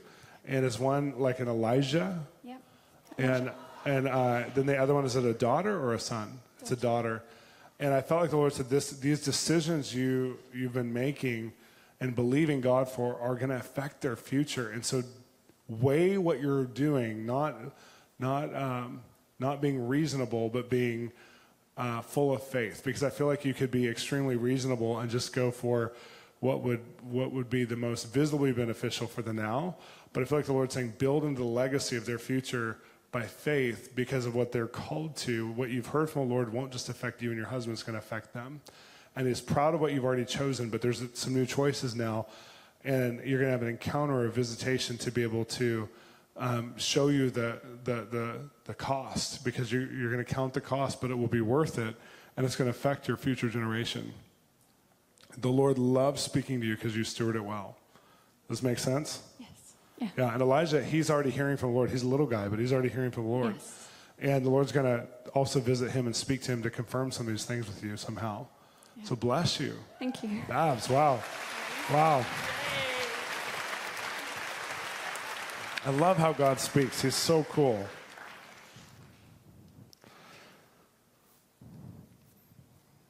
I hope this is right. I saw a Hispanic fireball who's in the design world, and somehow there's the number 5162 connected to you. 5162, I think you're Hispanic. You're a designer somehow. You either like cats, or your name's Kitty or Cat. Is there anybody here that makes sense to? It's you? Your address is 5162. Is there anything about cats or Kitty or? Your nickname's Kitty. I thought you were Hispanic, but you don't look Hispanic. What nationality are you? I'm American, but my family's from the Dominican Republic. Oh, Dominican Republic. That's really cool. And I studied interior design. This is awesome. It's not you, just kidding.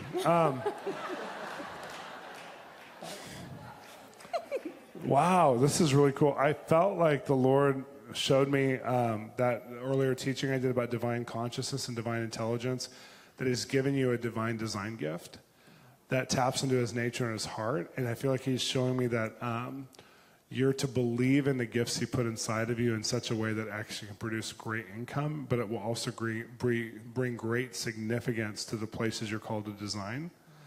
And certain things, I don't know if it's a product line or something, I saw something alongside of it. It's not just like interior design, but there's a design gift that's beyond just interior. And I feel like the Lord wants to affirm you that He's made you for things that you've never had the full support system around you to believe in the greatness for. So He's going to be your support system. And He's going to send people like me who are going to speak into the value of who you truly are. And I saw your confidence level in your gifts. You have confidence in everyone's gifts around you. You're the biggest encourager.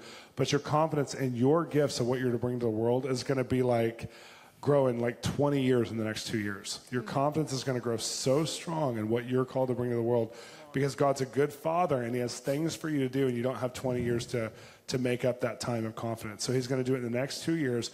So as this comes, believe in Him. And when people give you words of affirmation, don't just go, oh, thanks, but actually listen to them and let it go deep into you to build that place of confidence because it's real. Amen. And God is with you in this season. I felt like He said, I'm touching your family. I saw this like flow, and I saw that as you do some of the things that are in your heart, it's going to bring a move of faith specifically with extended family members who are going to hear the story through other family members and go, oh, if it's possible with her, it's possible with any of us. We can do it too, but they'll have to find Jesus to do it. And so some of them are Christians, but they're not like walking in their fullness as Christians. And I saw like a harvesting of slightly saved family members going on in your family that was really beautiful. Amen. And so I think it's going to be really incredible over the next 2 to 5 years in your extended family, what happens with them. And you're one of the catalysts for it. Amen. So bless you. Thank you. You're awesome. Wow.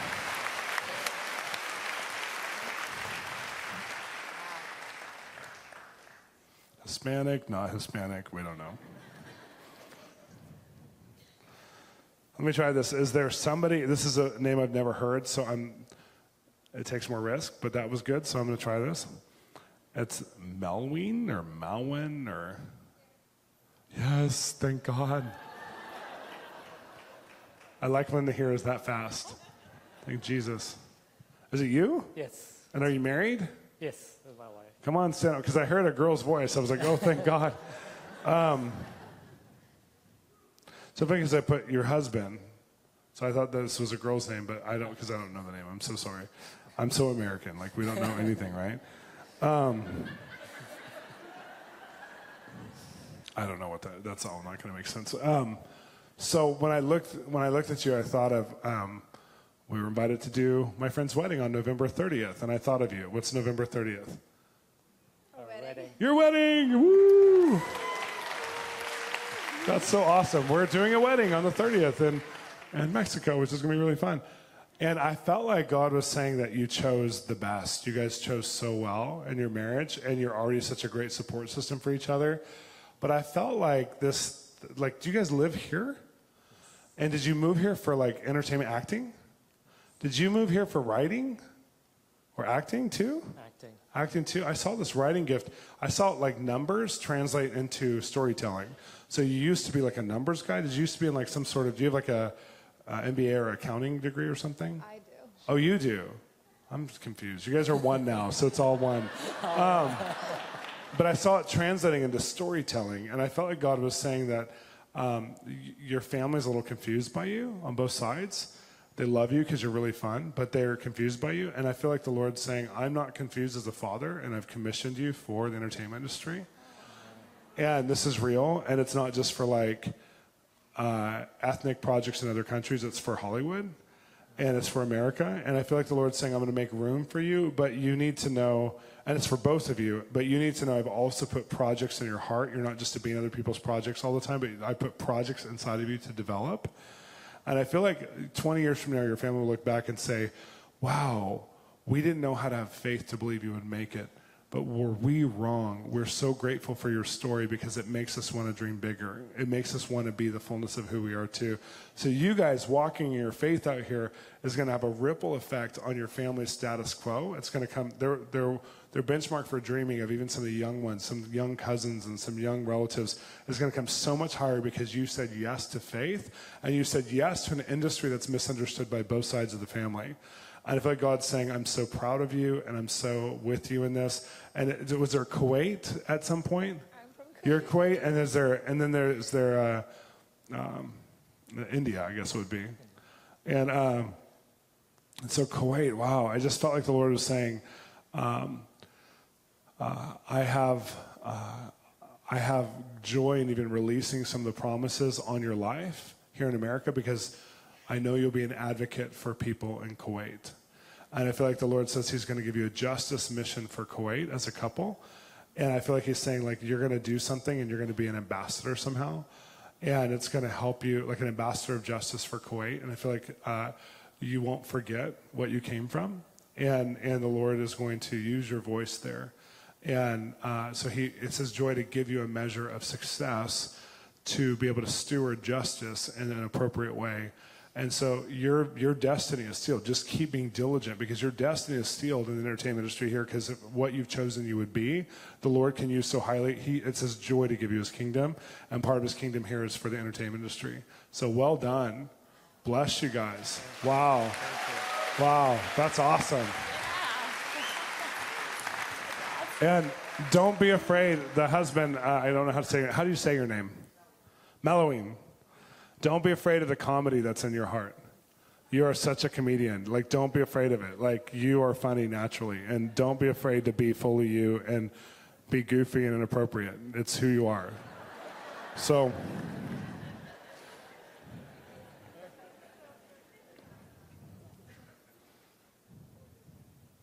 is there a Casey or a Cassie and Garland from Corona? Does that make sense? Or Casey or Cassie and Garland from Corona? Woo!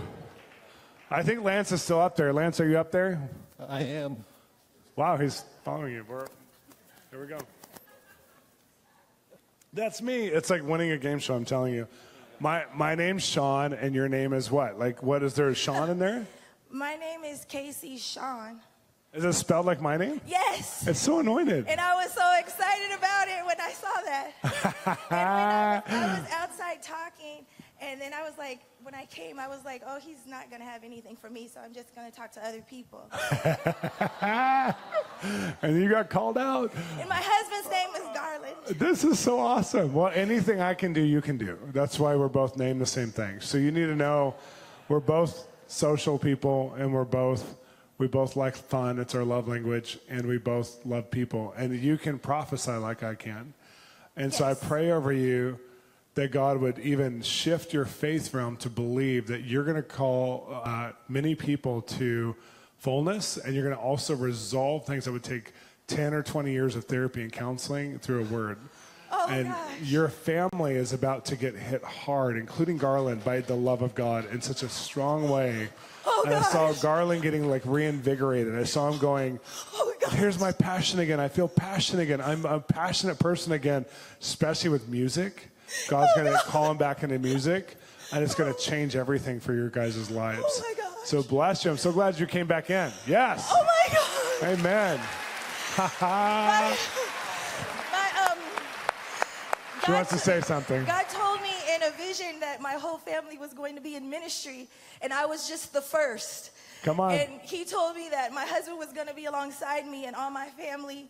And he told me that my husband was going to be strong and a powerful believer. He won't even pray for me or let me pray for him now. You made it dangerous for your husband because God's speaking to him and he's not even here. So he's in trouble. And I met him in the band in college, and he's a trumpet player. And I'm just so excited because what you're saying is complete and total confirmation. And what's been happening is that I'm on Periscope twice a day. Oh, wow. And in the past 3 weeks, I've had so many people call me and ask me to counsel them in their marriages and in prayer, spiritual warfare, that I'm inundated by it constantly. People who, I was like, God, I'm not a counselor. He was like, I know what to tell them, so speak it. And that's what I've been doing, and I've just been helping so many people, and I just feel so overwhelmed. But I'm like, I can do it, I can do it. Yes, God.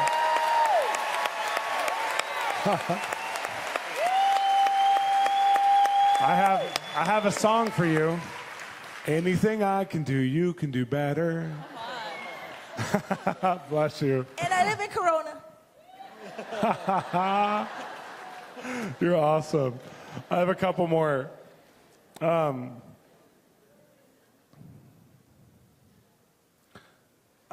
Is there anybody who it was your birthday on my book release day, which is June 13th?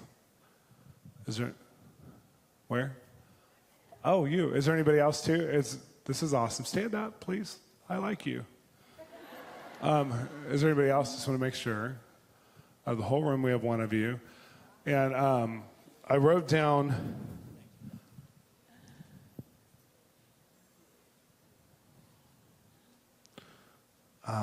So June 13th.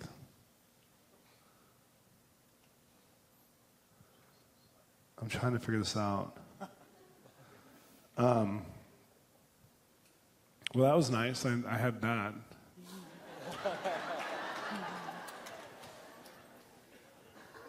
I can't see you at all because it's dark, but I do feel like Carl Tuttle was here earlier. He's an old friend of mine from the Vineyard, and I heard Carl. Is that something to you? It's my first name. Your name. There we go. Carl. I like Carl. I like Carl Tuttle too. Yeah, come on, Carl. It's interesting because I feel like God's saying, I'm going to resolve your faith about things I've spoken to you in the past that didn't happen. Yeah. And I'm going to speak to you in a way that you'll have full confidence to believe that those things will happen and other things will happen. So there's something about a season, you and maybe your wife, if you're married. I believe you're married. Are you married? Yes. That 40, you guys... 40, almost 44. Oh, come on. That's awesome. In Christ. That's awesome. And so I feel like there's... Oh, she's here. Go ahead and stand up, too. I love that. That you guys are awesome. Is it our name? Does your name start with an R? My last name is Ruge, R-U-G-E. Okay, Ruge. Okay. And I feel like God's saying, like, there's things He spoke to in a season past that never had their true fulfillment. They had partial, but never true. I feel like God's just saying, trust me for fullness. And reset your heart for fullness because He wants to give you everything and more. It's Ephesians 3:20. And I feel like He's not pressing delete on things. He's not asking you to sacrifice what He's told you in the past. You're not too old for it. You're not, it's just different. I just feel like you're not too old for what He's called you to. I just turned 66. Come on. It's a good age. Thank you. God can go past anything, can He? It's just amazing. And it's interesting because I'm seeing behind you a woman in heaven. I believe Carl would be your mom. She just passed away at 93. I was there when she passed away in Chico, which is about an hour south of Reading. That was January 25th, 16. Was December 25th significant to her? Yes, that's her birthday. Oh, wow. And we would always emphasize her birthday and then Christmas. She had this like really snarky personality. Like, she's very stubborn and alpha and like diva, but she was also... Well, I grew up in the diplomatic thing, and she was, my dad was in American consulates, and so she had to party all the time, but she had her way of protocol and diplomatic formalness. Yeah, I think heaven's having to adjust to her right now. The angels are like, okay, we'll do it. Okay. It's not too hot, Grandma. It's not too cold, Grandma. I just feel like, but she was a wonderful woman, and yes. I feel like it was a great loss. And I feel like you didn't know how much she believed for in you, and your marriage really touched her. Oh, really? Yeah. And you need to know that as a daughter-in-law, too, that your marriage really touched her, and it actually helped her to come into the kingdom in a real way. And she somehow knew God, but she didn't really know God until she saw you guys. She was Lutheran and raised me in the faith, and I got confirmed, so I really thank her for that. Yeah. Well, she's in heaven, and she's praying with Jesus. She's part of your cloud of witnesses.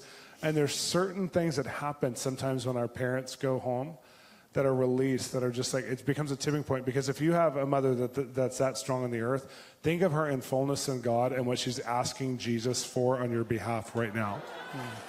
And you're for Peyton. Who's Peyton? Peyton is my granddaughter. Yeah, and then there's another grandchild? Yes, Peyton's just turned 19, and the other one just turned 5.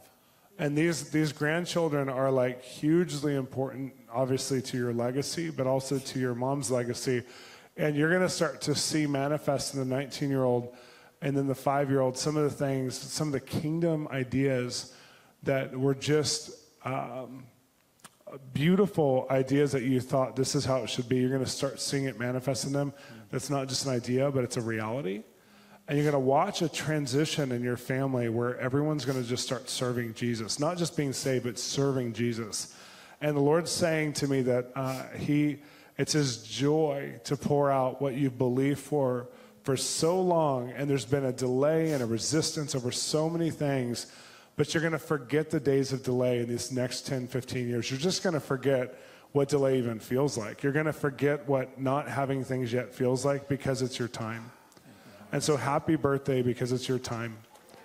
Yeah. Does that make sense? Bless you guys.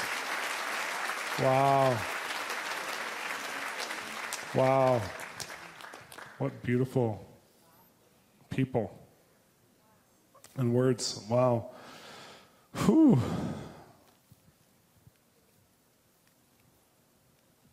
Sometimes when I see stuff in the spirit like that, it makes me not be able to do anything else for a minute. Because it's just so amazing. Like, do you realize, like, our family members, like, lots of them are in heaven. Like, they're still doing stuff. I feel like it's, like, many of them are on pause in our hearts. Like, I think of my grandma who, some of you have heard the story where Hona and I went up there for a year every month to go build a ministry school. But I was really hoping to get my family saved in Washington. And so, because my parents had come on really strong when they got saved as first-generation Christians and turned everybody off. My mom was like a rapture evangelist. They were like crazy. And they regretted it, so they got normal, and they just loved him. They didn't try and do anything else. My parents are awesome, but they were scary for a minute. So the relatives were like, "Oh, you guys are those holy roller people." You know, like I told one of my aunts what I was doing, and she's like, "You're a TV evangelist." I'm like, "No, I'm not a TV evangelist. Thank you very much. That's what you are, as a TV evangelist." And she, you know, just these bitter people who were really sweet too, though, and wonderful. My grandma had a lot of marriages, and by her third one, she just married out of convenience because she liked companionship, you know, and she just had a really hard life. And because of that, my mom had a hard life until she left with my dad at 17, and when he joined the Air Force, and they got married, and they got saved not too long after that, a little bit after that, but not too long after that. And I remember going back up there, you know, it was 2001, and I went up 9 months in a row, and I stayed with my grandma and would visit a lot of the relatives every time. And about the 8th time in, my best friend Hona, you know, who my relatives had never been around Hispanic people because they like, except for migrant farmer workers and stuff. And so they thought, they just had judgments. They were super racist. But then Hona came, and there was life as a racist before Hona, and then Hona came, and they liked him more than me. And so every time he came, they'd be like, "Oh, Hona," and they would just, all these old ladies like loved Hona. And my whole life they talked derogatory about Hispanic people.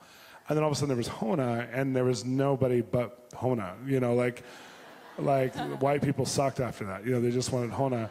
They were all in love with him, and he was single at the time. And they would kiss him on the lips when he'd come. They would go, "Hona," you know. And I'm thinking, this is weird. But he was like this, you know, in his 20s. I felt bad for him. And I'm like, how is that mustache my old aunt has? You know. But we came over one of the times we were going to schedule to visit them, and we came up to the door, and my grandma swung the door open. We came from a cab or something, and my grandma swung the door open, and she goes, "Well, I'm saved, damn it." And I didn't understand. I was like, I'm confused. Like, I don't know what you just said. Like, it was like a foreign language coming out because I didn't really comprehend. I go, can you say it again? She goes, "I'm saved. I was watching that bleepity bleep Jan Crouch on TBN. I can't stand her. And I'm like, I love Jan. I know Jan, like, before she passed away. I love Jan. She's eccentric as you get, but she loved Jesus, you know. And I'm like, okay, wait, like, that was a lot of cuss words. Like, now you're saved, but you hate Jan Crouch, but you got saved through TV. I'm super confused. And she goes, and then that young man, Carmen, came on. Now, Carmen at that point was 55. I mean, like, at least, you know. So to her, I guess it was young because she was like 80, you know. And so she's like, and he came on and he just shared, he sang, and I prayed that sinner's prayer before, but this is the first time I meant it with my whole heart. And she goes, I want to tell you boys, come on in here, I got to tell you about my life. And so she sits us down and in front of her sisters tells us and purges her whole life. And I just remember like just thinking like, this is insane. Like she's telling me stuff that I was so grieved. I understood my family so much more. She was kind of the matriarch of the family and she was so dysfunctional. Well, in the end of this whole story is she ended up having a stroke shortly after that. She's been kind of a dementia patient ever since, extreme dementia and stuff. And so she got saved right in time, right before the stroke happened. And didn't really have a life in God yet, but really was saved. And I remember just, you know, just thinking about how like the old church was taught she probably wasn't really saved. You know, if they hadn't seen it with their own eyes, it probably wasn't real. And I keep seeing people's relatives that got saved at the last second. Like this one family called me and they said, our friend's son just died. Can you just pray for them? And I said, he didn't just die, he committed suicide. He's in heaven right now. And he committed suicide with a rifle. And it was really awkward the way he did it, huh? And they just were weeping on the phone. And they said, we have to tell his parents. I said, because their theology was you don't go to heaven if you commit suicide. And I said, he was a confused boy. He's a boy. Like, of course, if he loved Jesus and he was that confused. And he wrote in the letter, like, Jesus, I just want to be with you. I'm so sorry to you, my family, but I have to be with God. I can't live anymore. And so, like, I just want to encourage you. You never know. You never know who's going to be in heaven. I have one more word I'm gonna try and give, and then we're going to close up tonight. We've had a long, wonderful day. But I saw 529 Washington Avenue. Does that make sense to anybody? 529 Washington Avenue, anybody? And I'll say this is, oh,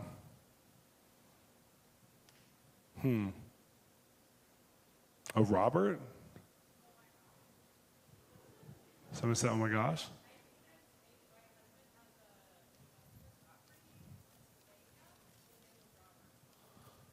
Is it on Washington Avenue?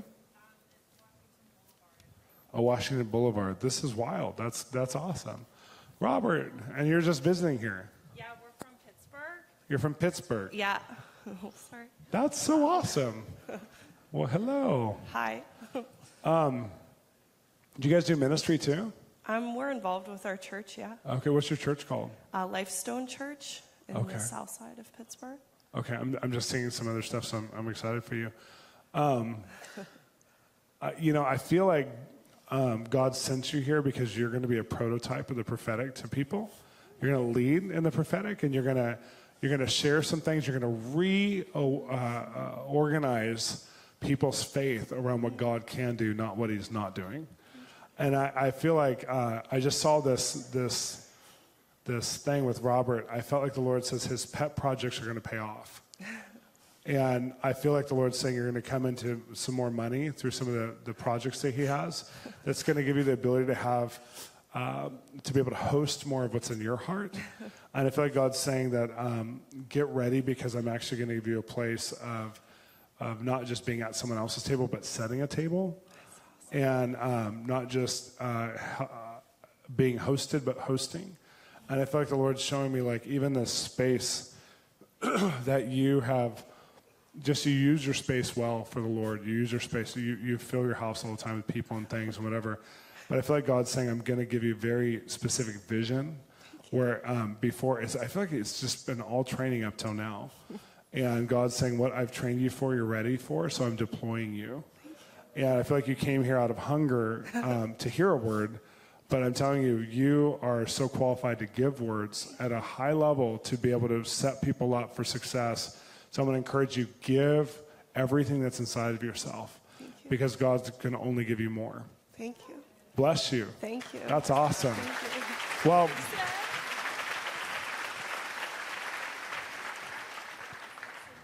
I'm so glad we had this time together. Shree's going to come back up here. I want to thank you so much for being a part of the event. And that's the last word that I had tonight. I'm going to go do a book signing. I'd love to meet and greet you. I won't have time to do a lot of personal ministry at the table, but we are going to have a webinar, and we'll have information on that. We'll send it to you because we have your email. So we'll send you, we're having a free webinar, and we'll do some questions and answers as a follow-up to this, and especially about taking risks. So please be a part of it. It's really easy to join. It's all you do is click on the link, and you're there. It's free.